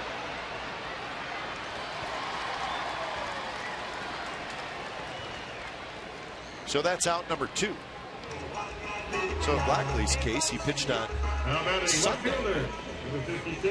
So he could almost get 2 starts if that was something A's thought about doing. Josh Reddick just a little bit under it, and knew he missed it, trying to get him second homer against his former team.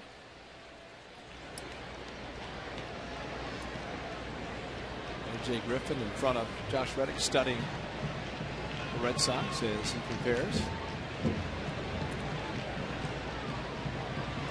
First pitch to Cespedes, inside corner, a strike.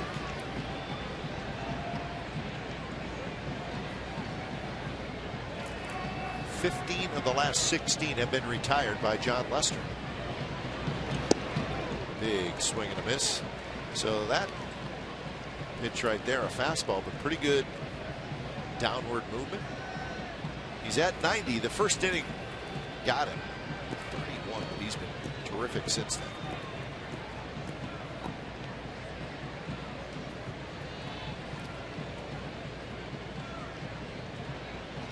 Oh-2 pitch. And that one, Cespedes just barely got a piece of. Well, you just keep expecting Cespedes, and of course the way he swings the bat, the bat speed, just keep waiting for him to make contact, because when he does, I mean, it travels. It's not usually a bloop or a broken bat. I mean, he gets the bat hit through the zone, and he is strong enough to put a charge in.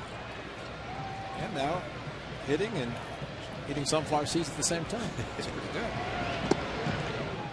There's a breaking ball that ends up quite a ways inside to Cespedes.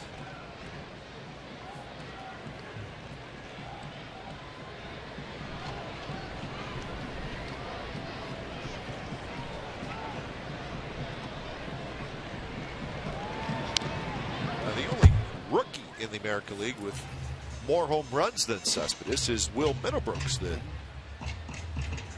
Red Sox third baseman, who has been out of the lineup the last couple games.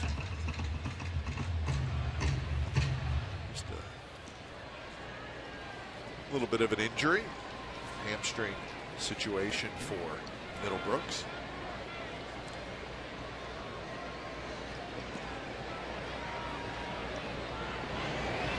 One-two pitch, a fastball swing and a miss. That's 8 strikeouts for Lester. So we're moving to the 7th inning. Red Sox still leading 2-1.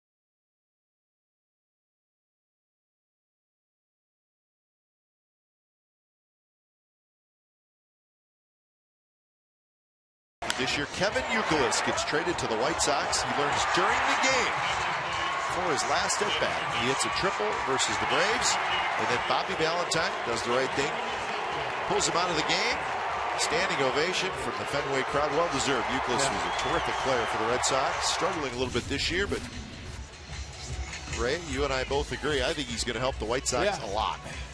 Yes, I agree 100%. And maybe he was ready for a change. Who knows?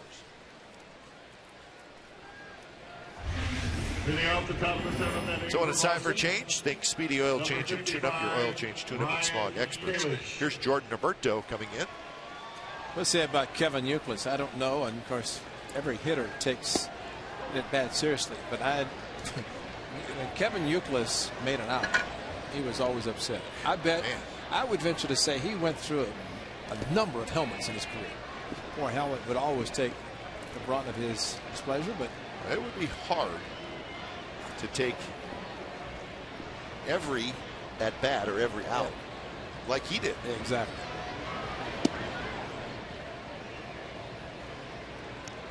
Youkilis hit a home run tonight for the White Sox, who beat Texas 19-2. That game played in Chicago. But the White Sox, desperate need for some type of production at third base. Not only this year, it's been a while since they've had production there, and they think they got it at Youkilis. Maybe that's why they hired their manager, Robin Ventura, because he was a great third baseman. Ventura done a very good job in this first season as Major League manager. 6 innings for Bartolo Colon, 2 runs, 1 earned. Very, very good performance by the veteran right-hander, and again, 15 days on the DL, back pitching very well. Brandon Inge comes in on the grass. He's got it. Kalish is retired.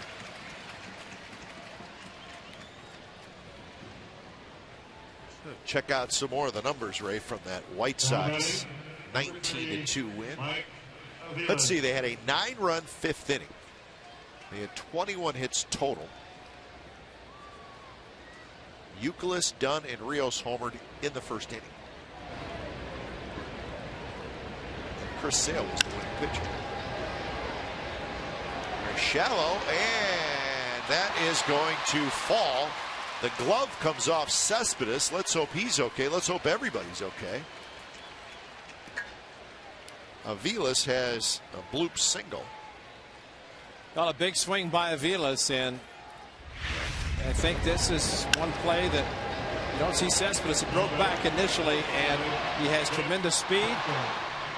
And Hicks going out, and you see something like that, there's no time for a conversation, any sort of communication between the two. And Cespedes, you know, once he broke back on the ball, they might as well just give up, because even with his great speed, could not catch up to a ball that was softly hit.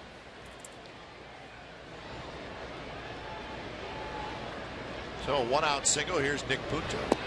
Shows bunt, and the pitch is low.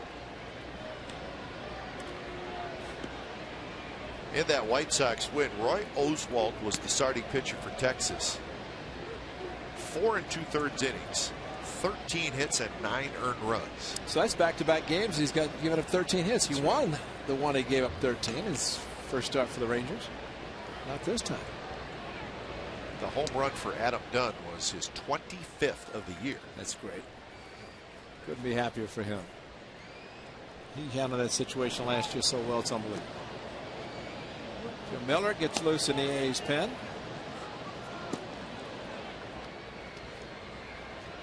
The Indians ended up winning that game against the Angels 9-5, so they resumed play. Got the final out. Did the Indians. McAllister over Heron. What was the rain delay? Just curious. Did you get that? It was not real long, because we saw the highlights of it. But they completed the game, right? They did, yeah. So Trout and Pujols homered in a losing effort for the Angels.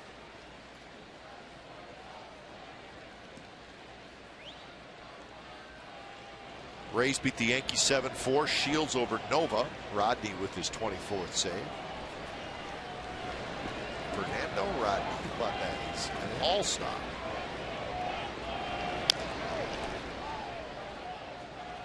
Jays beat the Royals 6-3. Losing pitcher was Vin Mazzaro. Gave up 6 earned runs and 5 1/3. So Mazzaro Still can't put it all together. Did against the A's. Had a decent start. Yeah. Yep. That's about it.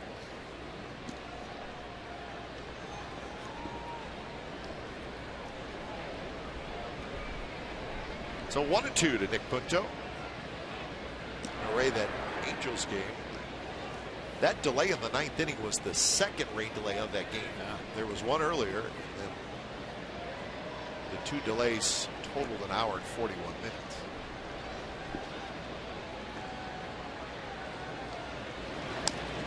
Another foul ball by Nick Punto.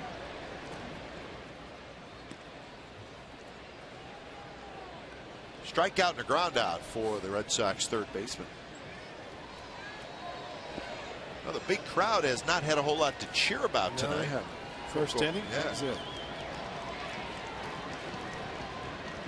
Still time left. The A's have 3 at-bats. That pitch very close, but a bit low. Roberto thought that it may have been a strike.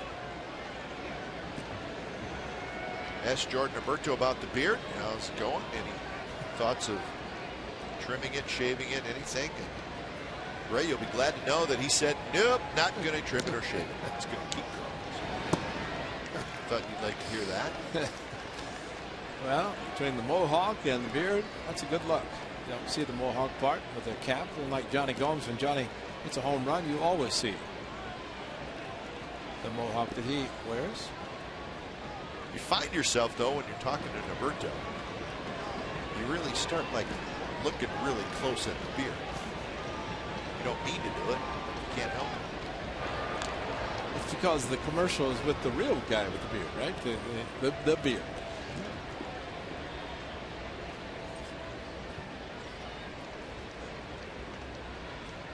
I didn't need to shave up the side to get the mohawk spiked up.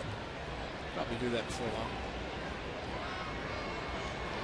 Runner goes, and Punto reaches for it and fouls it back.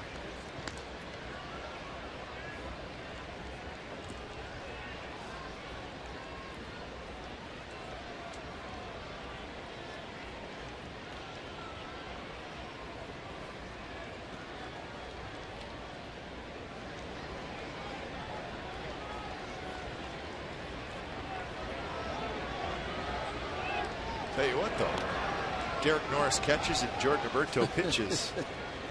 That's big league facial hair right there. And to think there are some teams you'd never be able to wear that beard. If you put on the pinstripes, no way. Runner goes again. Yeah, I figured they would. Yeah. I'm not a balk expert, Ray, but it looked like a balk. Yeah. Balk has been called. And nobody is arguing. I think Jordan Baker was waiting for Jordan Roberto. Watch the front leg, and it's just, I mean, that's a right leg going to the plate with the ball going to first base. Watch the right foot. Oh, yeah. Yeah. That right leg went way past the imaginary line. It looked like that was one where he was going home, and then when he saw the guy stealing, he said, I'm going to throw to first. Not a Travis Blackley move. Blackley had it picked off about 3 pitches ago. Weeks charges, throws, and they just get the sliding Nick Punto at first. Aviles ends up at third.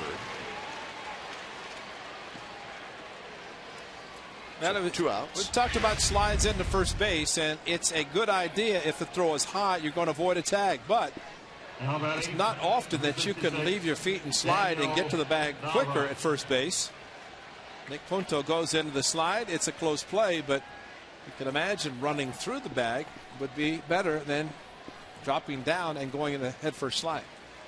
I always thought Roberto Alomar was the best at once a first baseman went up to catch the ball, he would go under by sliding, but more times than not, you're going to be out at first when you go in the head first slide. Punto hustle, just couldn't beat it out. So here's Daniel Nava. He's a switch hitter. He's 1 for 3 with a single and a walk, batting left-handed. Nava, good numbers. The average, look at the on-base percentage, over 400.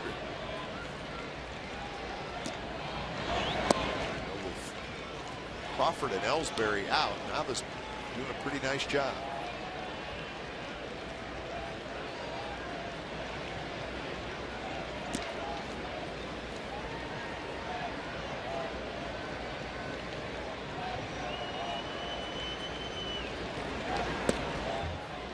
Now 3-0 with Dustin Pedroia in the on-deck circle.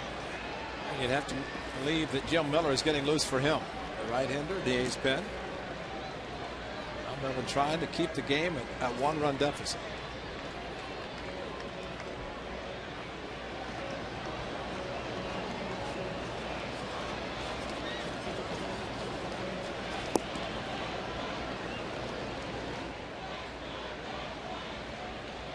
Game just went final. The Twins beat the Tigers in Detroit 8-6. So it's hard to figure out those Tigers, huh? They are now 39 and 42. They're still close. They're only 4.5 games out of that Central. Most people, including I, thought that would be a little bit of a runaway in that division. Tigers have just not been able to put it all together. Both the teams ahead of them, the White Sox and the Indians, were winners.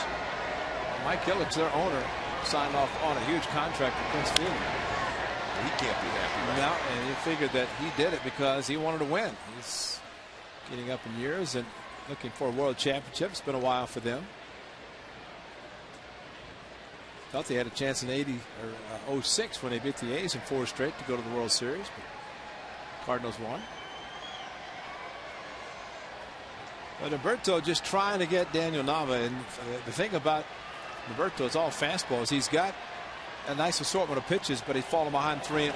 Now 2 fastballs. It's a question of how much Nava has timed his #1 pitch. And that one is right on the inside corner, strike 3 called. So Norberto strands Aviles at third. 7th inning stretch from the Coliseum, 2-1 Boston.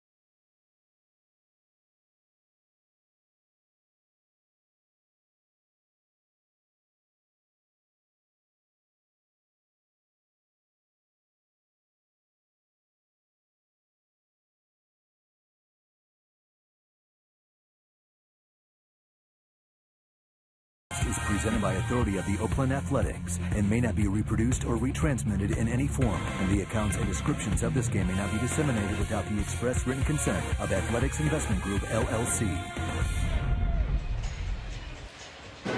Come to the Coliseum this Sunday, July the 8th for 50s Turn Back the Clock Day. Plaza outfield tickets are available for only $5, and field level tickets are only $19.55. 10,000 fans will receive a 1955 Oakland Oaks hat presented by Cache Creek Casino Resort. For more information, go to OaklandAthletics.com/Oaks. Enter coupon code Oaks, that's OAKS, for the special internet-only ticket offers.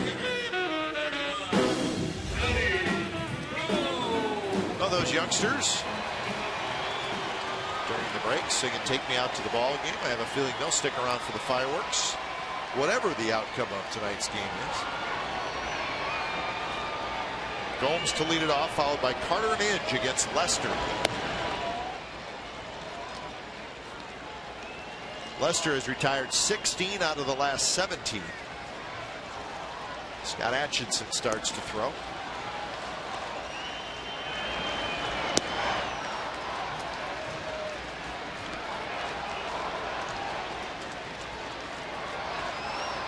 Five ground ball outs, 5 fly ball outs, and 8 strikeouts for Lester. See 96 pitches, again 31 in the very first inning.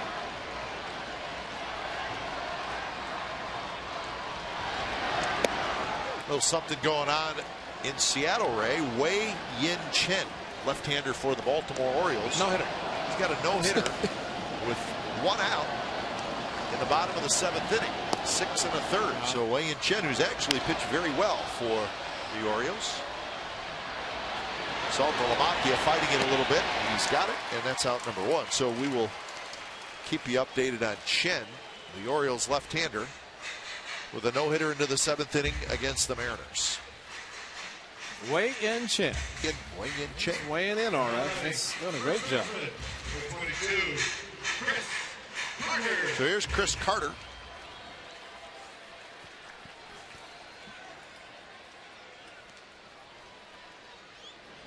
Well, what you really don't want Lester to have here is a quick inning. That's right. If he has a quick inning, he's got a shot of going out there for the 8th. Yeah.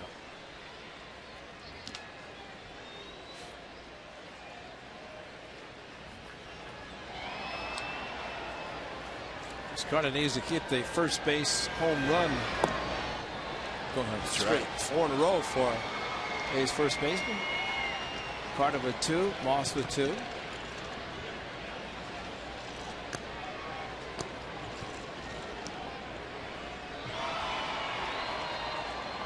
Carter tonight a fly ball to right field and a strikeout, and that one stroked into center field for a base hit.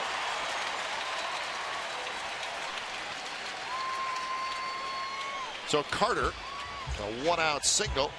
And the A's have the tying run aboard for Brandon Inge. Fastball in location, and Chris Carter with a very good top hand on the fastball. That's Bob McClure going to visit with his left-hander, but like the swing of Chris Carter, a little bit more aggressive in his trip down to the big leagues, and looks like he's going to get ample playing time. So how's Wei Yin Chen doing? Yeah, cancel the press conference, right? Home run for Casper Wells, so Chen's no-hit bid is over in the 7th inning. Here's our Chevron pitching matchup for tomorrow's game against the Red Sox. Aaron Cook, A.J. Griffin. So that's the matchup. Griffin has been very good in his 2 starts. And Aaron Cook back in the big leagues pitching for the Red Sox. So 12:30 A's pregame live, and then 1 o'clock the ball game on the 4th of July. So if you can't get out to the ballpark, join us right here on Comcast Sportsnet California for the ball game. So runner aboard against Lester.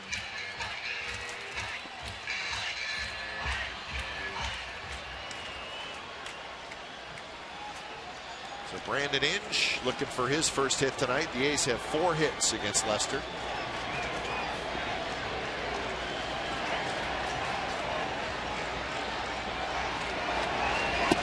Pitch to Inge is inside.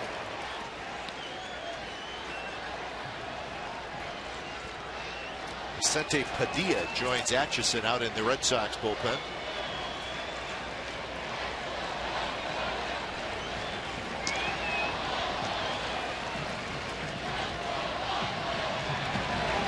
Sure, it's a different bullpen. You're used to Daniel Bard, Papelbon. Bard in the minor leagues, Papelbon in Philadelphia.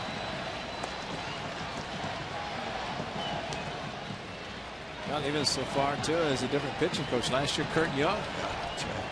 John Farrell before that. Now Bob McClure, who was in Kansas City. So Inge with a good swing.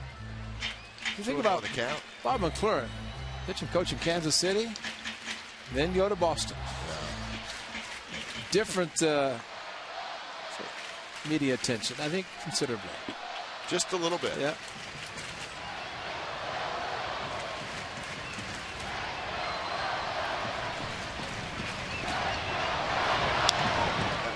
rolled foul. So now 2-2. And Kurt Young, the exact opposite, right? That's right.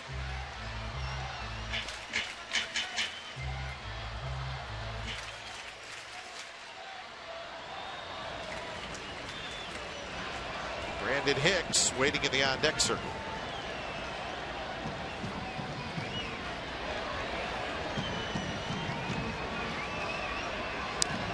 2-2 pitch.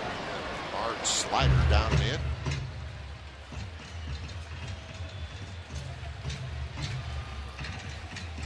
Brandon Edges is due for a hot streak.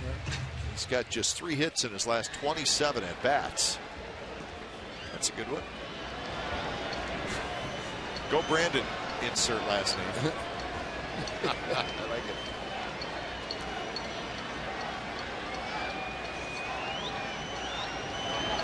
Swing and a miss. Struck him out.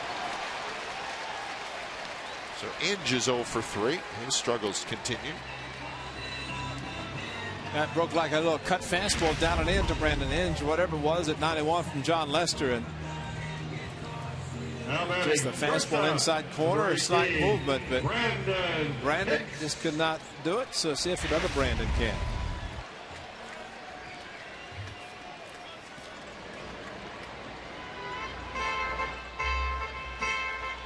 Bobby Valentine's making the walk. With 107 pitches thrown by Lester, he is going to be done for the night.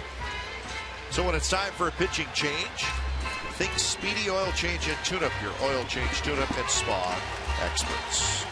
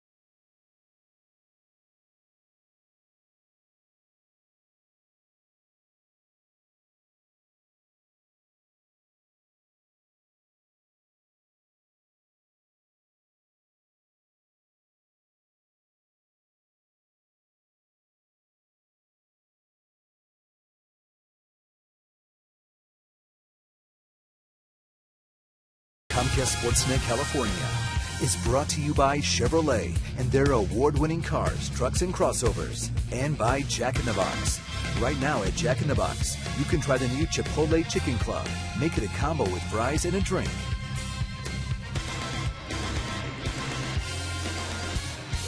Red Sox 2, A's 1.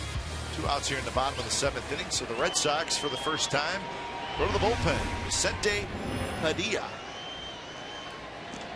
For many, many years, a starting pitcher with a whole bunch of different teams, but now pitching out of the Red Sox bullpen. One in particular, the Texas Rangers, and he pitched well. He also had a tendency to throw at guys, or at least throw close to them. One in particular named Nick Swisher. Pretty good line for John Lester, considering the way he started. 31 pitches in the first inning, but finished very well. So the pinch hitter is Seth Smith. So Smith is hitting for Hicks.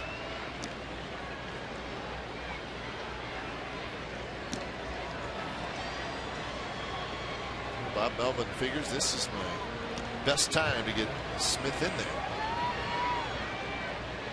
1 1-1 pitch, swing and a miss. Smith was trying to give the A's the lead right there.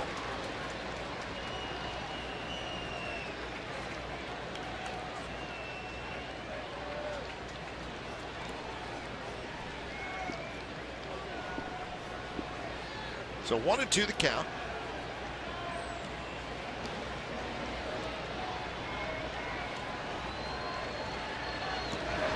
Swing and a miss. Padilla burns the fastball right by Seth Smith. Side retired. 8th inning coming up. It's Boston 2 and the A's 1.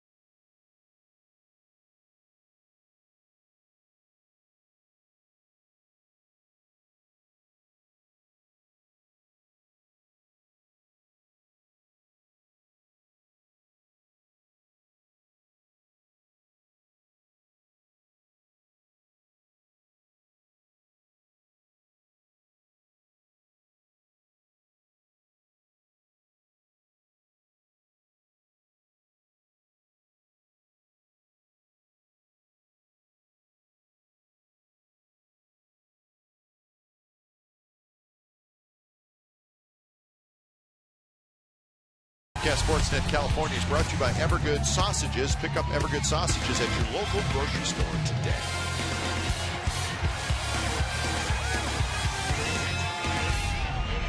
Big crowd on hand, but the Red Sox leading 2-1. And when it's time for a change, think Speedy Oil Change and tune up your oil change tune-up and smog experts. Jim Miller comes in. He'll pitch the 8th. 19th appearance. Good area 1.80. So they will face Pedroia, Ortiz, and Ross. 2, 3, and 4 hitters for the Red Sox.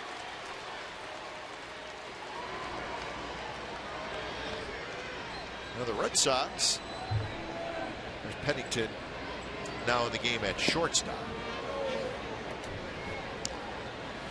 The Red Sox score a lot of runs, but have not been doing that lately. Tonight, just the 2 runs, but they've scored just 12 runs in their last 6 games. That includes tonight. So, saw good pitching in Seattle, and they're, of course, seeing good pitching here against the Athletics. So far, the 2 runs tonight have been enough. So 3-0 to Pedroia.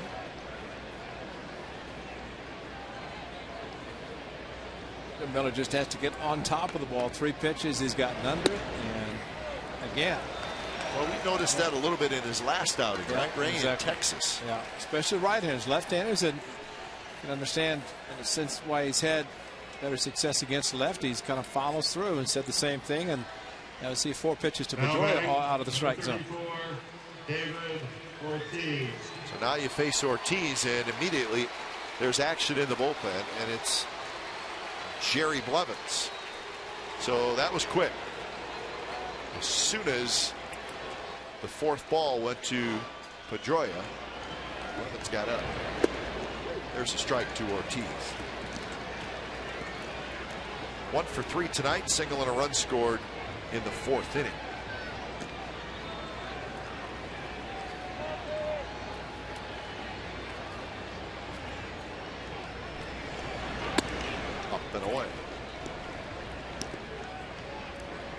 So Ortiz is 2 for 7 in the series.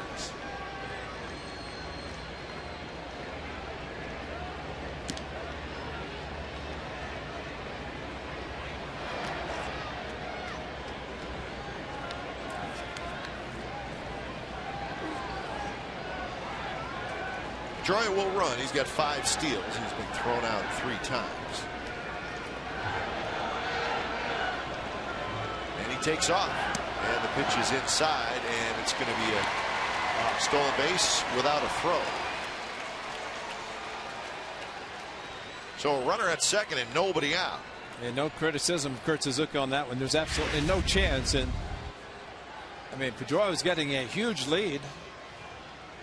And curveball, and just throw back the pitch.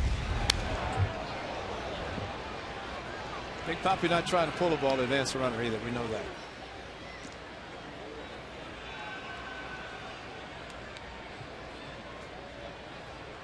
Also sitting on 399 career home runs.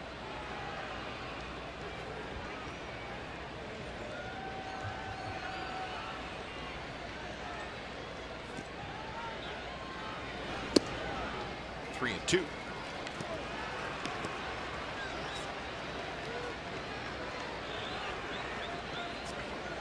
Single runs in the second and the fourth for the Red Sox. For the A's, first inning home run by Crisp.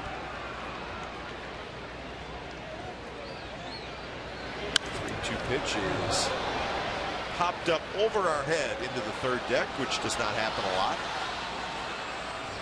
It was a high fastball. But again, it's an RBI guy. He's not up there to take pitches. There's no doubt. And draw walks. I mean, if it's so far out of the strike zone, that's one thing. But David Ortiz is a man who's paid to drive in runs, whether it be with a home run or base hits. Guys would expand the strike zone in that category. That one was a better pitch to hit.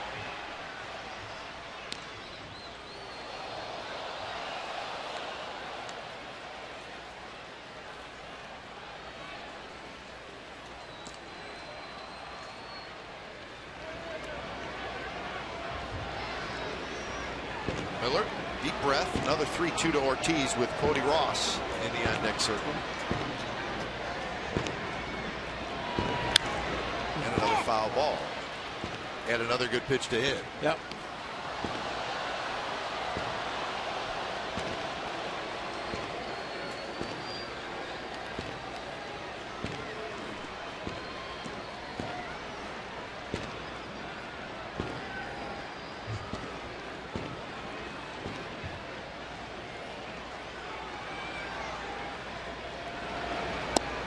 Breaking ball on 3-2. Ortiz takes it. So back-to-back walks by Miller to start the top of the 8th inning. I'm surprised they throw him a breaking pitch. I thought maybe though it would be more of a hard slider down and in instead of the curveball, which gave David Ortiz to recognize the pitch and not swing at it.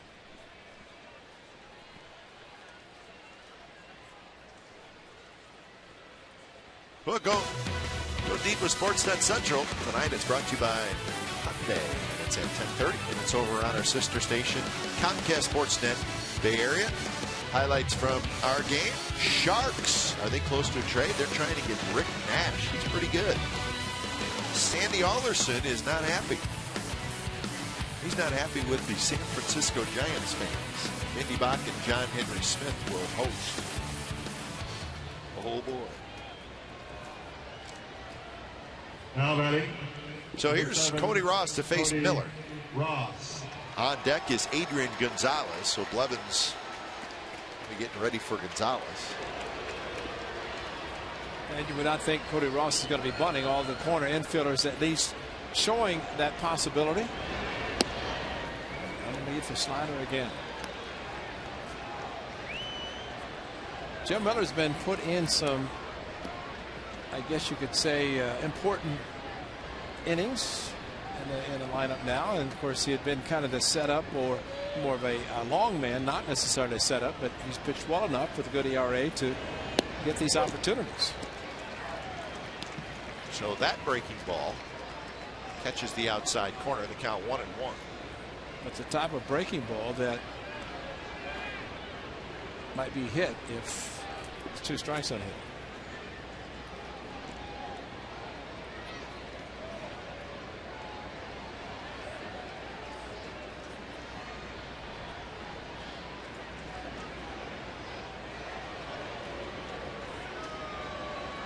Ross hitting in the cleanup spot.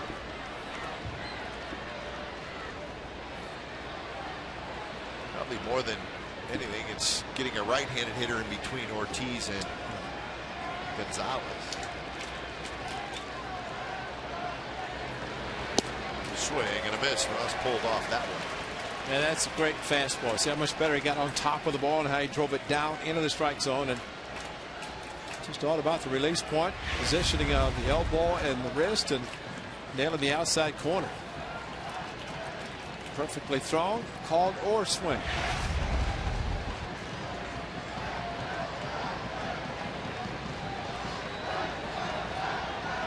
Miller ahead in the count. Fastball. Pretty good spot outside corner.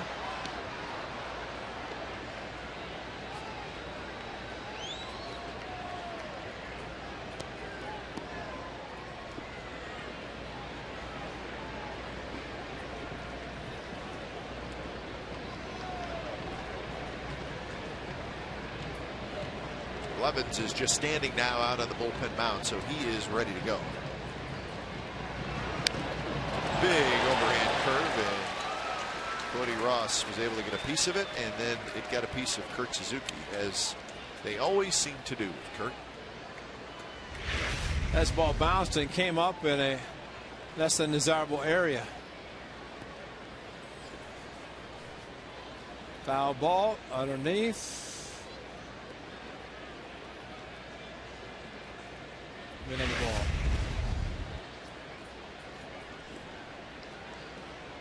As that baseball is hit the dirt and usually taken out of play.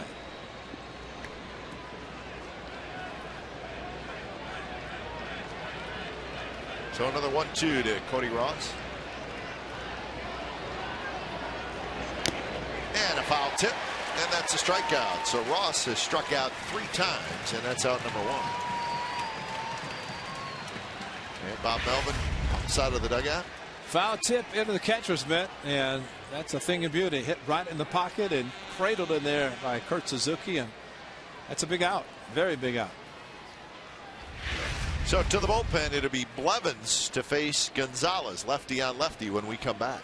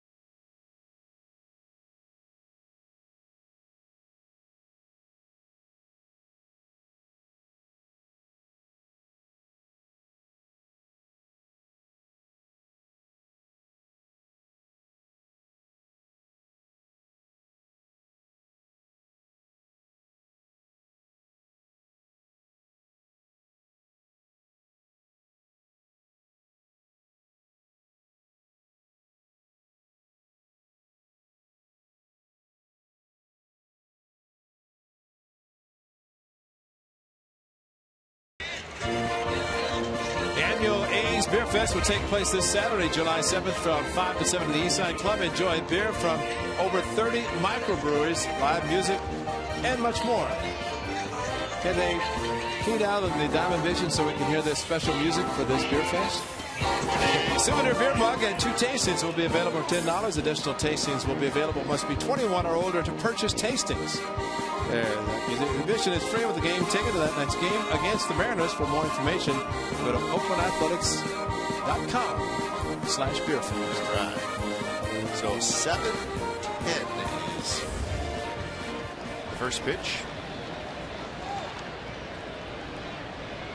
So a big spot in the game, 2 on 1 out for a very good hitter in Adrian Gonzalez. He's 2 for 3 tonight. So Jerry Blevins, here's your challenge.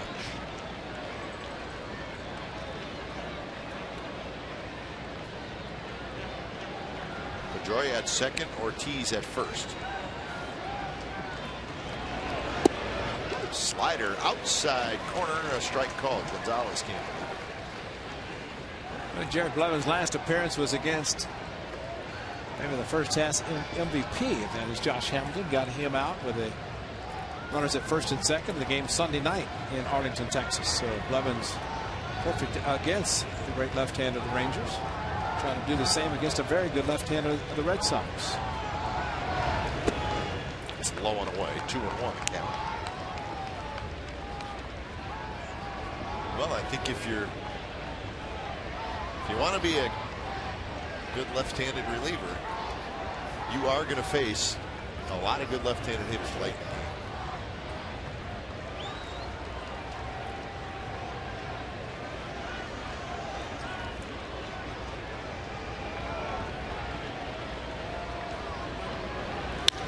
That one drilled the center. Crisp gets back. He's got it. Pedroia will tag from second. He'll go to third. Ortiz stays at first. So a well hit ball by Gonzalez, but Coco Crisp has it for out number 2. So that'll bring up a switch hitter, Saltalamacchia. Well, he has been up in every run scoring situation tonight. Of course, in the second, the fourth, and now in the 8th. He would turn around and bat right-handed after facing Bartolo Colon from the left side twice.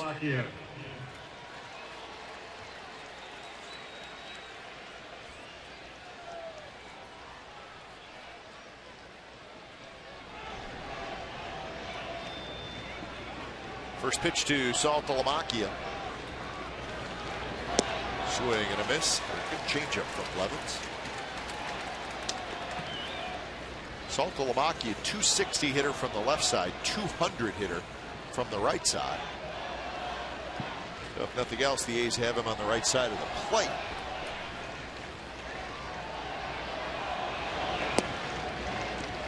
Changeup again, but this one just missed outside.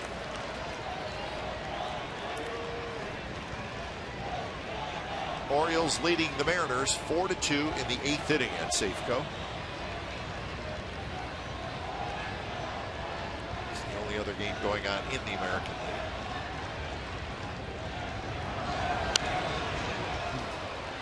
Great pitch, and boy, just too bad that ball didn't stay in play. So just one home run right-handed. But being a switch hitter, keeps in the game. And last night he was hitting 4th in between Big Papi and Adrian Gonzalez. Like you said, you put the right-hander between the 2 lefties. Of course, Saltalamacchia, a lefty against the righties, but also switch hitter, bat turnaround. Tonight hitting 6th against the starter Bartolo Colon. 1-2 pitch, strike 3 called on the outside corner. Good pitch from Blevins. So he does his job, and the Red Sox do not score. 2-1 Boston as we go to the bottom of the 8th inning.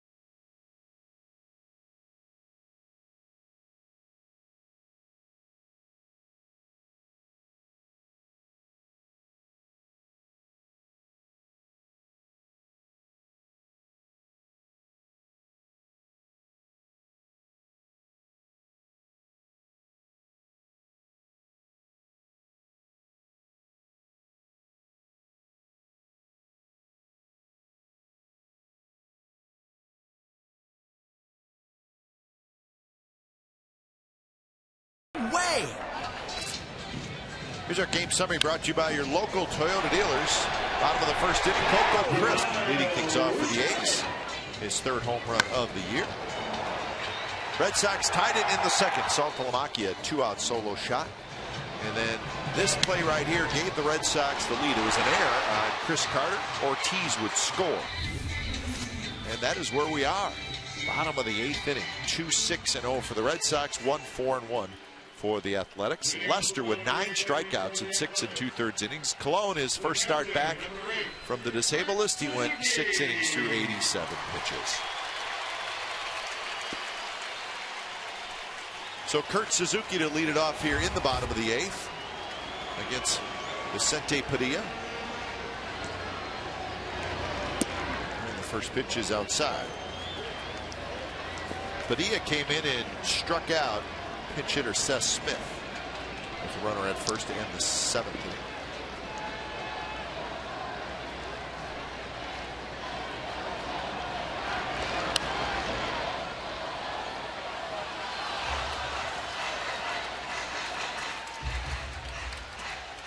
Suzuki has a home run in his career against Padilla, 5 for 9.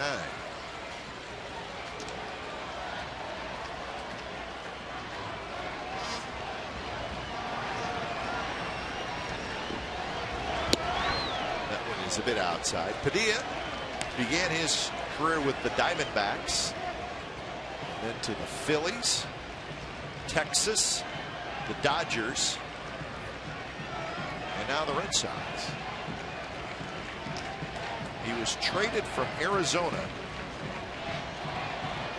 to Philadelphia in the Kurt Schilling trade.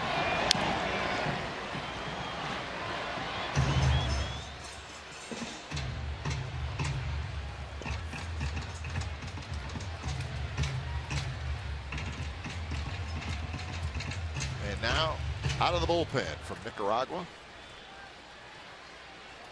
That's right. He and Nick Swisher did not see eye to eye, did they? About 3 consecutive pitches. And finally drilled him, and yeah, it was too obvious. A line drive, and it's off the glove of Aviles into left center field. Maybe a little knuckleball. And Aviles went after it like it was, and it should have been just a routine out, but something happened, knuckled on him, and he lost it. So maybe something for the A's to start this half inning.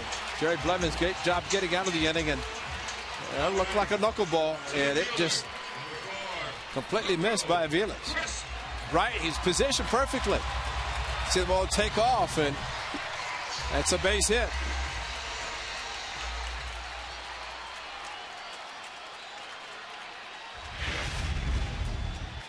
So now the top of the order, Coco Crisp steps in. Puto, the third baseman, comes in a step onto the grass. So the 5th hit for the A's, 2nd for Suzuki.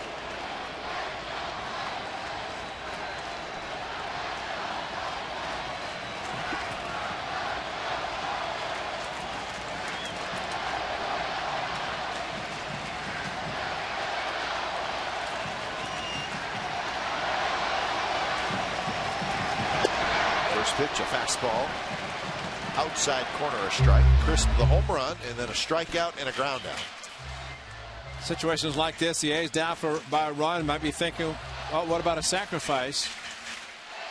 Thing that Coco Crisp does offer, if he hits the ball on the ground, it's tough to double him up. And you sacrifice and you're unsuccessful. You get the same thing if you get the lead runner at second base, but I think it's more of just trying to get a hit, keep it going. Typically, you don't mind playing for a tie at home because you have the last at bat. A's are down by a run. You maybe see if Coco could hit a home run on both sides of the plate. There you go. First inning against the left-hander Lester, and now facing Padilla.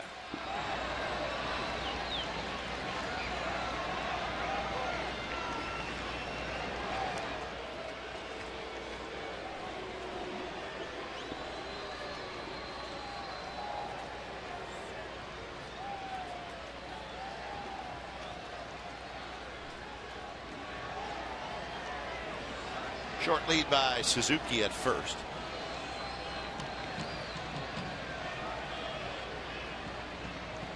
Two pitches, a fastball that runs high. That's what happens with Coco Chris. If he gets 2 strikes, he doesn't strike. He just kind of flat-footed, trying to wait as long as possible. And if he does hit the ball, usually, unless it's an off-speed pitch, he'll shoot it to left field.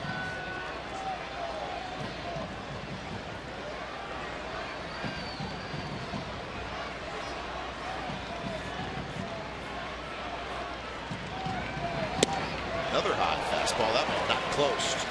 So 2-2 the count. Weeks in the on-deck circle. Not that he'd throw it now with the runner at second or at first base, but he has a kind of an eephus curveball pitch.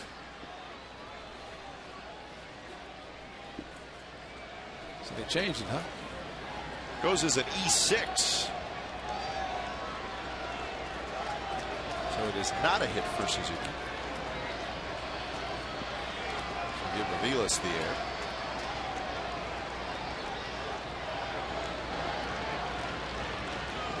2-2 pitch. And that one to left field. That's going to get down for a hit. So Coco drops one down the left field line, and the A's are in business here in the bottom of the 8th. 2 on and nobody out. Now you might see a bunt, but watch Coco Chris. See him plant the front foot and just flat-footed with the fastball. And just a great job shooting the ball to left field. And Coco Chris, look at that. That is a thing of beauty there. That allows a hitter to wait a long time. And Coco, with a leadoff home run to start the game and a big base hit, put runners at first and second in the 8th inning. A's against the Dodgers, successful in bunting to the third baseman in these situations, forcing, in this case, Punto to make the play and try to advance 2 runners. And of course, the speed of Jamal Wicks, if he gets the ball down, you have to be concerned about him. Squares early, and he does bunt it. Saltalamacchia guns it to first, and they get Weeks. So the sacrifice is taken care of by Weeks. Second and third, and 1 out. Now the Red Sox have 1 left-hander in their bullpen. It's Andrew Miller. He is warming up right now. A nice job by Jamal Weeks. The ball hit the plate, but got the job done. Saltalamacchia had to catch the ball in the air. If he lets this ball drop, it's a base hit. But Jamal, he's thinking base hit, and that's how close it was. The A's having the bases loaded. Very good play by Saltalamacchia. If Padilla fields it, safe as well. So it was only going to be a play by Saltalamacchia. Great job by Jamal Weeks. So they are going to walk Reddick and face Cespedes.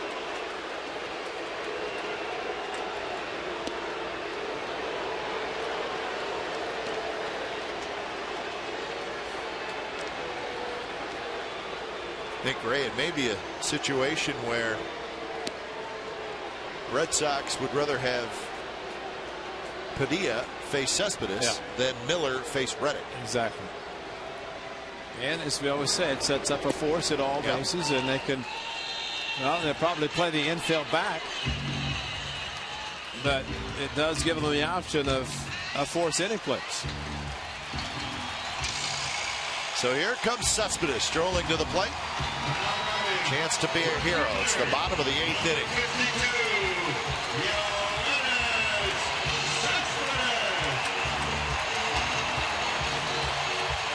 So Suzuki at third, Crisp at second, and Reddick at first. Padilla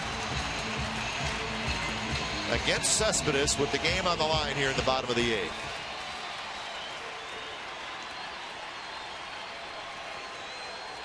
Cespedes tonight struck out in the first, hit a fly ball to right in the 4th, struck out again in the 6th.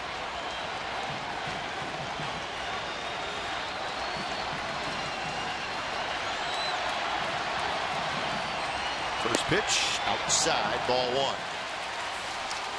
Well, as always, these situations, for a hitter to think right center, left center, it avoids having the hitter open up and rolling over in a ground ball. Cespedes has the power. He can go any place in this park and drive the ball.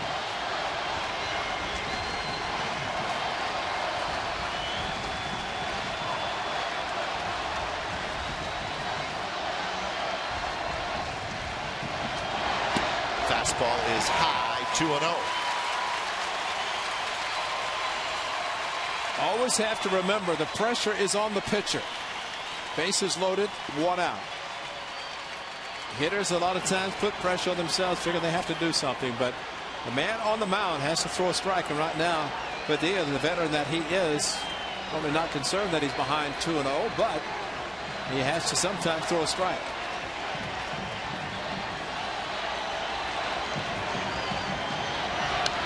And he does, and Cespedes had a mighty swing. 94-mile-an-hour fastball, straight, but a good one.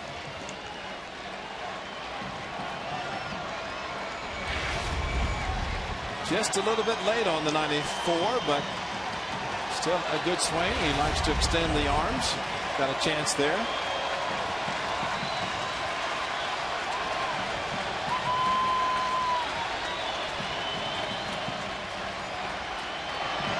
Two-one right on the outside corner, 2-2. Now the fastball at 94 and right on or off the corner. If you look at it from that angle, it was off the plate.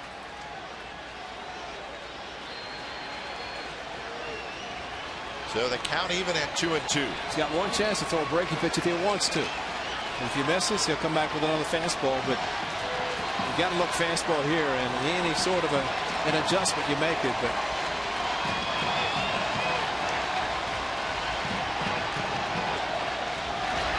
struck him out. High fastball out of the strike zone, and Cespedes chased it. So he has struck out 3 times tonight. The A's have struck out 11 times. Stayed with a fastball, and Cespedes looked like he wanted to do a lot more than Padilla gave him a chance to do. The 2-0 fastball, probably the best opportunity. So here's Johnny Gomes. They still have a chance. Feels like the 9th inning. It's only the 8th. So Padilla will face Gomes.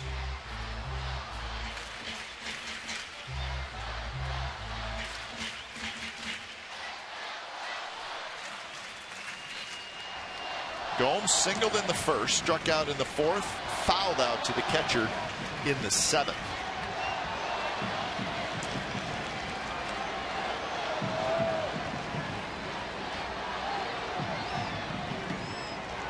First pitch to Gomes is a fastball right there for a strike. Yeah, I agree. And it's not as if hitter's not seen. Padilla has been around long enough. You know exactly what you're going to get. And maybe Johnny was thinking of something other than the 4-seam fastball.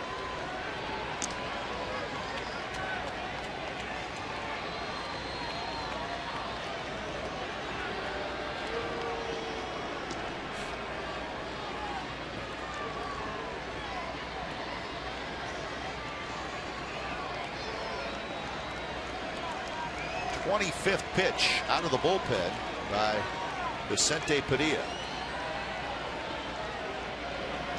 Fastball right down the middle, strike 2 call.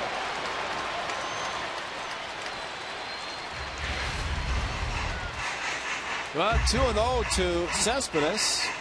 Now 0-2 to Gomes, and right there. And again, perfectly thrown fastballs, but still fastballs no less at 4-seamers. And now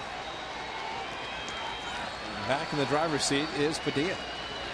Gomes he'll give him a battle, but he's behind in the count 0-2.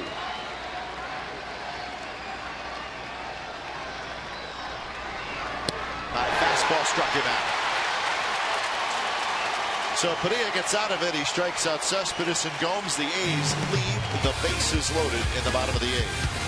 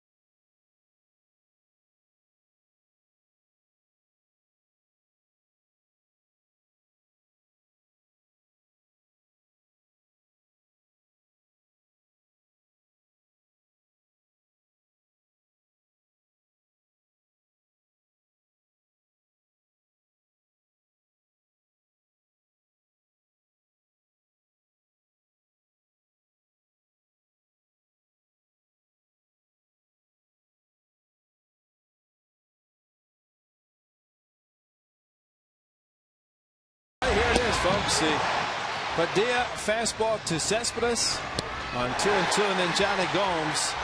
2 fastballs down the middle, and then the fastball up and out of the strike zone.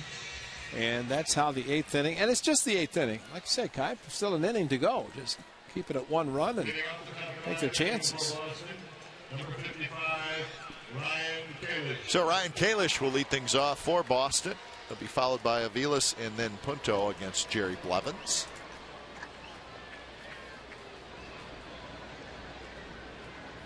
Kalish looking for his first hit. 6 hits for the Red Sox. 5 hits for the Athletics. Each team has made an error. Mariners have come back to tie that game at Safeco. It's 4-4. Top of the 9th inning against the Orioles.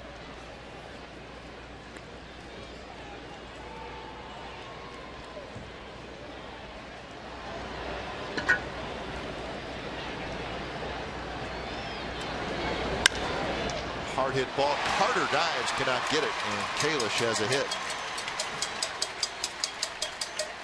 Now the A's have partnered with the Alternative Family Services to host the 2nd annual Bay Area Barbecue Championship this Saturday, July the 7th. It's a Pro-Am barbecue cook-off with some of the best teams in the country competing. Celebrity judges include A's outfielder Johnny Gomes. This event runs from 10 a.m. to 5 p.m. in the Creekside Lot. For more information and tickets, go to OaklandAthletics.com/Bay Area BBQ.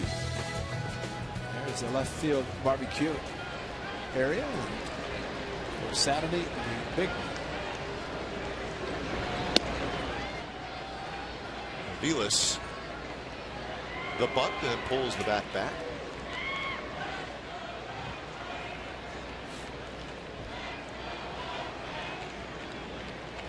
Aviles is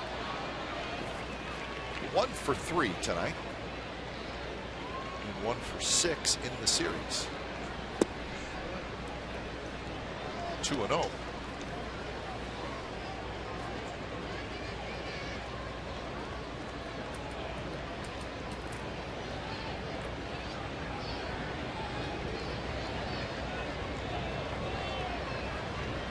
Kalish inching off now. Decent lead.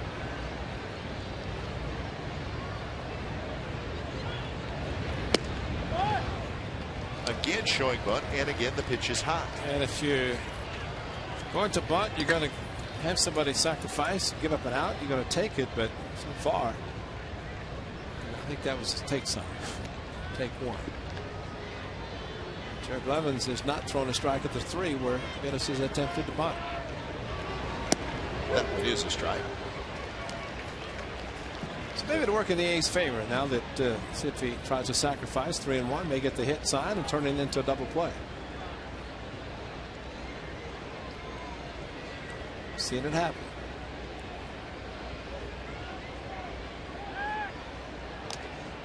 He did not show bunt there.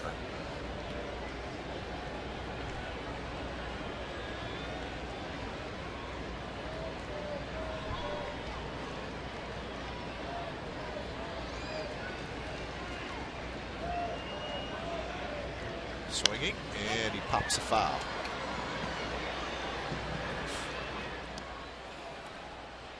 So full count. See if Kalish is on the move. Robert Andino has hit a home run for the Orioles in the top of the 9th inning with 2 outs to give the Orioles a 5-4 lead.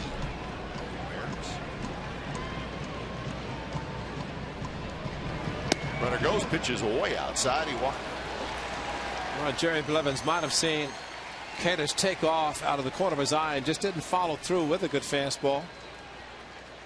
Well, now the Red Sox are in a perfect spot because Punto is a guy you can certainly bunt with. He just did not finish and left it too far outside. Well, the opportunity for the A's to score in the bottom of the 8th, bases loaded, 1 out, did not. Now they're again faced with the possibility, as was the case last inning. First 2 batters got on base, then Miller strike out of Ross. Blevins came in to get 2 outs. Now Blevins trying to get out of his own jam. And the bullpen is quiet for the A's.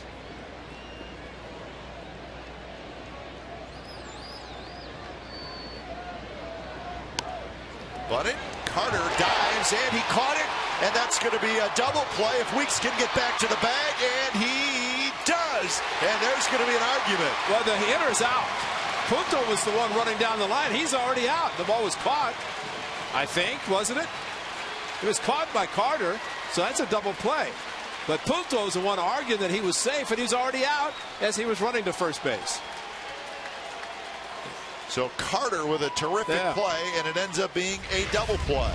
But Chris Carter, and watch the runner at first base, gets way off the line, and Punto starts running down the line. And then the flip, and Weeks has to go up, and see Punto, he's thinking he's safe, and he's already out. And Weeks had to get his glove on the bag to get the real guy. Yeah, the guy heading to second, and see, he had to reach back, and you're right, put the glove on the bag and see Punto, yeah, you're safe, Punto. But you know what? Maybe he was arguing that Jamal never put the glove on the bag. He did go back and put the glove on the bag after the fact to get Aviles. Yeah, okay, good. Yeah, I think he realized what was going on. So a crazy play, and it goes as a double play. Wow. Kalish takes off, and he's out. Well, that was quick. Just like that, the inning's over. If the A's don't win this game, they got to win it now. Kalish gets thrown out, and we're going to the bottom of the ninth.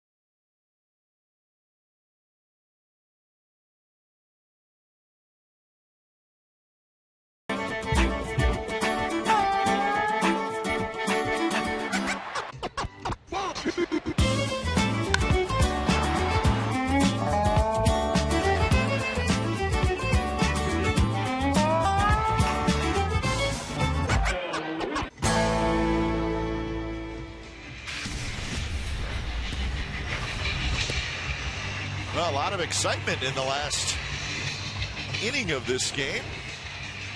Well, Kurt Suzuki did not look like there was going to be a chance to throw out. I think it's a second and third base, but watch Brandon Inge. He blocked him off. And that's a great play by the umpire. Brandon Inge, the former catcher, gets down to his knees, takes the spike, and that is a great call because the throw was late, but the block by Brandon Inge on the runner, coming in cleats first. That makes it even more impressive because he might have a gash in his leg, but it doesn't matter. It's helped his catcher, Kurt Suzuki, and got a big out. When it's time for a change, think Speedy Oil Change and tune up your oil change, tune up and smog experts. The closer, Alfredo Aceves, comes in. 19 saves, 3 blown saves. And he'll face Carter, Inge, and Pennington here in the bottom of the ninth. First pitch is rolled foul toward Ty Waller. I think back to the game against the Dodgers, and that big game in which they had an opportunity, the Dodgers did, with similar to what's happened in this game, and a big throw out of D. Gordon at second base. The A's ended up getting a walk-off in that game.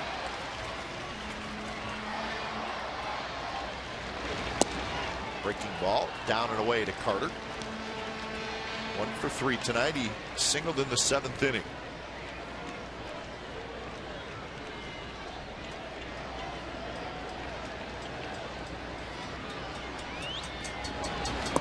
And Carter chased the ball, and it's 1-2.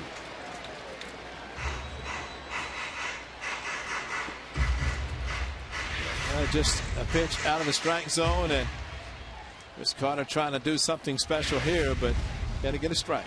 He's strong enough to hit anything that's thrown at him if it's a strike. 1-2 pitch. He had a good swing there. He got a pitch to hit. Chavez started his career with the Yankees. Spent 3 years in New York, and it's his 2nd year in Boston.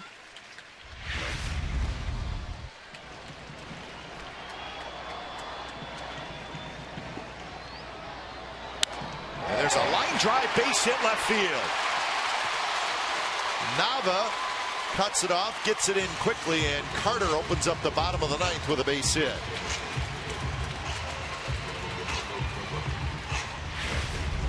Well, off the end of the bat, something at 86. Off speed, and Chris Carter, after he swung at a pitch in the dirt, off the end of the bat. So good night for Chris Carter. A couple of more hits, no home run for him, but still the first base position continues to swing the bat well. Whether it's Moss or Chris Carter. So here's Inge.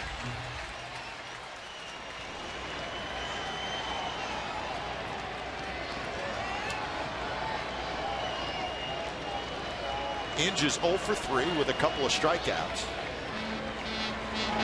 First pitch is in for a strike. Pennington will be next. Pennington will be followed by Suzuki.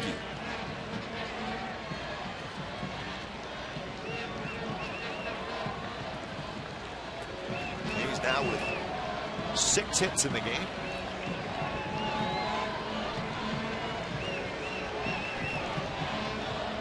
Swing and a miss. Inge chased a high pitch. Chavez had a very nice year pitching out of the bullpen last year for the Red Sox. He was more of a middle inning guy, certainly not the closer. He had a couple saves last year. Pitched over 100 innings last year. This one's popped up. Gonzalez is going to have just enough room, and he's got it for out number 1. Well, make sure you join us tomorrow right here on Comcast Sportsnet California. The final game of the series between the A's and the Red Sox. It'll be Cook and Griffin, a couple of right-handers. Coverage begins at 12:30 with A's pregame live, and then the ball game at 1. So enjoy your 4th of July with us. It's the A's and the Red Sox. The home of A's baseball is Comcast Sportsnet.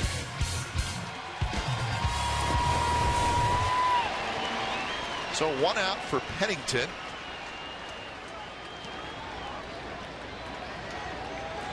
This is first at bat for Pennington.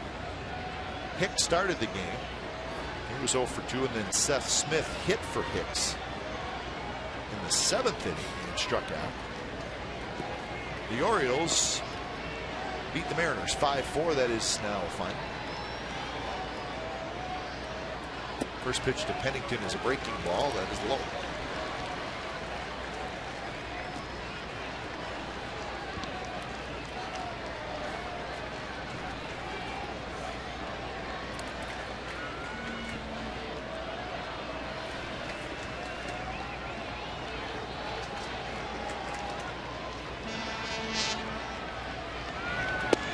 Another breaking ball, and that was called a strike. Could have been high. Wow.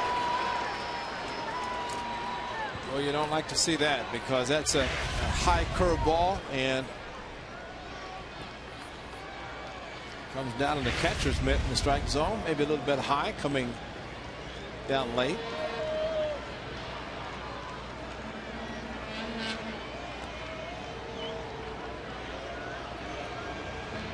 Oh, some tense moments in the bottom of the 8th inning and the top of the 8th, bottom of the 8th, top of the 9th. Entertaining. Yeah. The A's need a couple more big hits.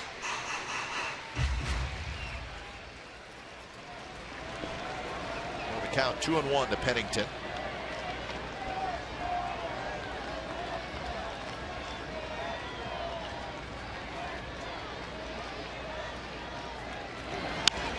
And that one's flipped into left field, and that'll drop for a hit. Carter to second. Pennington has a hit. 2 on, 1 out for Curtin Suzuki, and we're going to get a pinch hitter. So it's not going to be Suzuki, it's going to be Brandon Moss. Nice job of hitting by Cliff Pennington. Fastball stayed inside, and line drive tomorrow morning, and a big hit tonight.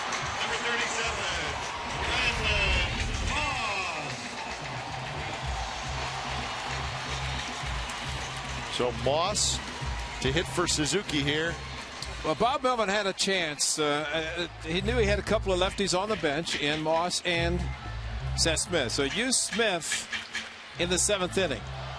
They had a runner on base. Seth Smith brought in to pinch hit for Hicks, knowing that Pennington. He also could have used Moss. Yep. And it could be Smith now. And if he didn't use Smith when he did, this was last night, a 3-run home run. First pitch hitting off Matsusaka. And as Brandon was saying, he knew him. Been in the organization, he knew about it. And he also knew that you fall behind him, Matsusaka, then you have to deal with, as he called them, all the different types of pitches he throws, splitter, etc. First pitch to Moss. And he goes after an off-speed pitch, and he got a piece of his foot. So 0-1 the count. Had a pretty good pitch by Aceves for a first pitch. Off the instep of his right foot, but that was probably a result of last night's first pitch hitting on the fastball that he stayed away. Maybe looking at the pitch against Yu Darvish in Texas, the same thing. Another nasty pitch from Aceves, and it's 0-2. Coco Crisp will be next. Standing away, got to think up the middle now after getting a 2 strikes. 0-2 pitch, and that's lined to center field, a base hit. Kalish was playing deep, and he juggles the ball. Everybody's going to move up, and the game is tied. It was an 0-2 pitch, so Moss comes through.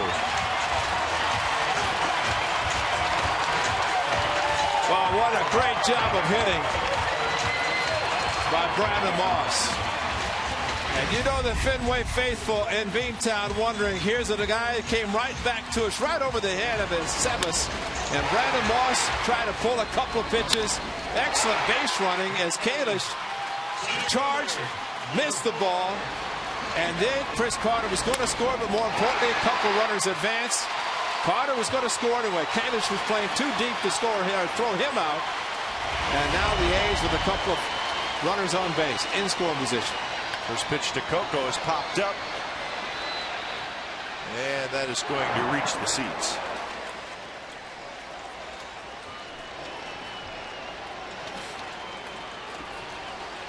So Carter scores the tying run. There's an error on that play. Of course, the error goes to Kalish, the center fielder. He really had no chance. He was playing very deep. Exactly. And once the ball was hit, he was not going to throw anybody Maybe out. the ball snaked a little bit on him. Who knows? But you're playing that deep, you just give up throwing out a runner at the plate. There's a ball loose out in left field. And Cap, you know, also with Brandon Moss, if middle infielders had been on the bag, he might have been out at second. They caught the ball beyond the bag, and he hadn't arrived to second base yet. Yeah, but neither of the infielders were on the bag. Exactly. They were both behind it, and Moss snuck in safely. So infield, outfield, all playing very shallow. Chris Carter, big 2-strike hit. He scores the tying run. Brandon Moss, a huge 2-strike hit, drives him home. 0-1 to Crisp, and foul back again.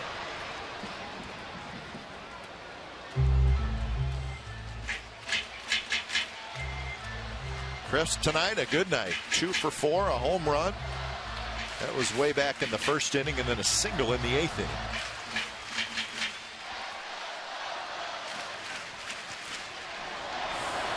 Well, he'll go into the no stride stance again, the approach, and although this time the left fielder playing a little bit more shallow now he is than his last at bat. 0-2 pitch, and that's hit hard but foul. Way out in front is Coco Crisp. Well, you see it so many times. The Red Sox had a great opportunity to add on runs in the top of the ninth. They did not execute. They did not execute the bunt play. The A's did execute defensively. Red Sox do not score. And the A's tie it and now have a great chance to win it. 0-2 pitch is hit to center field. That should be deep enough. Kalish underneath it. Tagging is Pennington. He's got it. Pennington digging home, and that's the ball game. The A's score 2 in the bottom of the 9th inning and come back to beat the Red Sox by a final score of 3-2.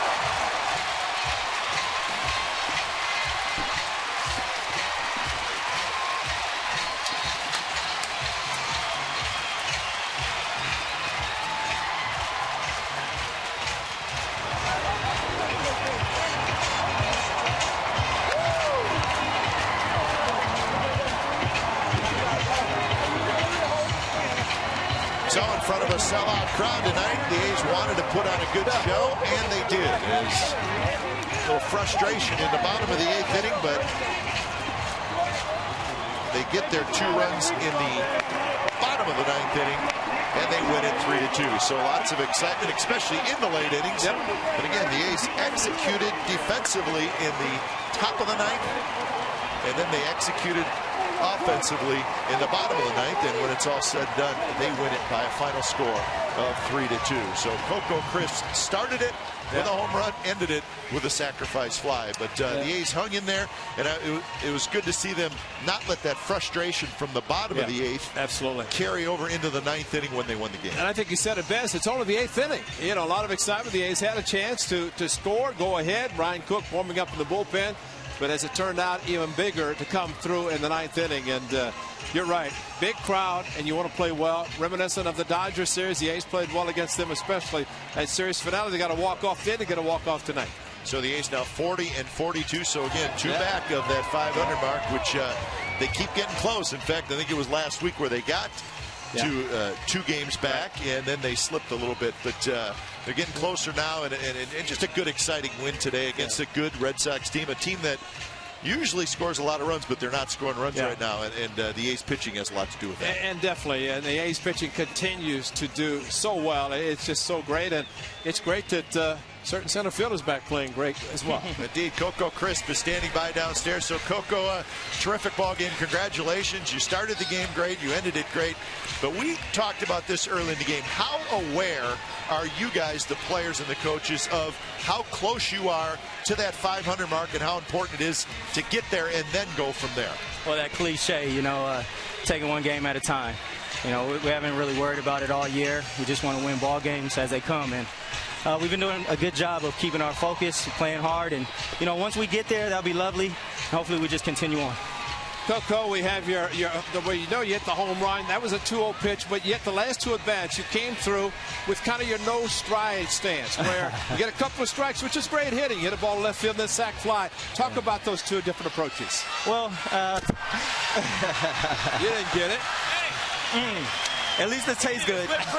At least it tastes good. I don't even know if I can open up my eyes. It's in my nose. It's good. Thanks, Red. It tastes good. Get that off my eye. I'm going to do this Michael Jordan style. The tongue out and everything. Thank you, brother. Appreciate it. Okay, back to the question. Well, the two different approaches. Well, from my right side, you know, I don't do the stride early. So I've just been working on that. That's been new for me this year. Usually I have the foot down early. But from the left side, it's just my timing has been that way my whole career, and I try to get away from it this year. And you know, you got to stick with what's working. And it's been working for me, so I went back to it. Now, talk about the home run in the very first inning. John Lester, you faced him a lot. He's a very good pitcher. Yes, he is. But again, you didn't wait around with Lester either, and he had good stuff tonight. Yeah, I mean, he's one of the best pitchers in the game, and he did have good stuff. He limited us to that one run, and you know, whenever you face a guy like that, it's going to be a battle. And we did a good job. Our pitching staff did a good job of keeping us in the game, allowing us the opportunity later in the game, like we had a couple times, to try to get that victory. And today was our night. Kevin Millwood in Seattle, you hit it from the left side. You get a home run leading off the game from the right side. You know, they've talked about you being a great dancer. What about that little shimmy as you got into the dugout after the walk-off or the lead-off home run? Cespedes? Well, even before that, right? As you got a dugout. You're talking about the Bernie, is that what it was? You heard NG's new song is Moving Like Bernie, so that's like our little thing. Everybody has like the this and stuff, so when we get our little hits, if we can remember, it's new for us. So, you know, we do the little Bernie thing, so yeah, it's fun. Oh, that's a good night, Coco. And we're going to enjoy the fireworks, get back to the clubhouse, and heads up, anything can happen in there tonight, so be careful with yourself. Hey, at least it's not shaving cream, whipped cream. All right, nice job, Coco. Thanks, guys. So a home run, a single, and then the sacrifice fly to win it. Good at bat in that last at bat. He was behind in the count. Fouled a couple balls back, but just a terrific win for the A's tonight in front of the big crowd, and they're gonna watch the fireworks and then head home happy, and that's a good thing. You know, in that ninth inning, and first and second, I think he said it best. A chance to add on for the Red Sox. First and second, a bunt turns into a double play, and then Brandon Inge. Now remember too, when guys slide head first, you know it's different. You can block a guy, but Brandon Inge, a former catcher, puts his leg down and blocks a guy who's sliding feet first. That means those cleats are coming in and can dig into your body very quickly. But a great job in the ninth inning, and that's one that you have to win. With that momentum, defensively, taken in the bottom half of the inning, and of course the A's came through big time. So no doubt, and they have a chance to sweep the series, and the Red Sox have a chance to actually have already lost the series on the road. I think it's been a while since they've done that. So a great game tonight. And let's not forget about Brandon Moss, a big single that tied the game, and then Coco Crisp with the sacrifice fly to win it. So the A's score 2 in the bottom of the ninth tonight here at the Coliseum, and they come back to defeat the Boston Red Sox. Again, the final score, the A's 3 and the Red Sox 2. You've been watching Oakland A's baseball right here on Comcast Sportsnet. It's part of the NBC Sports Group. Don't go away. A's postgame live with Dave Brentz and Greg Cadaret is ready to go. A's win it in dramatic fashion.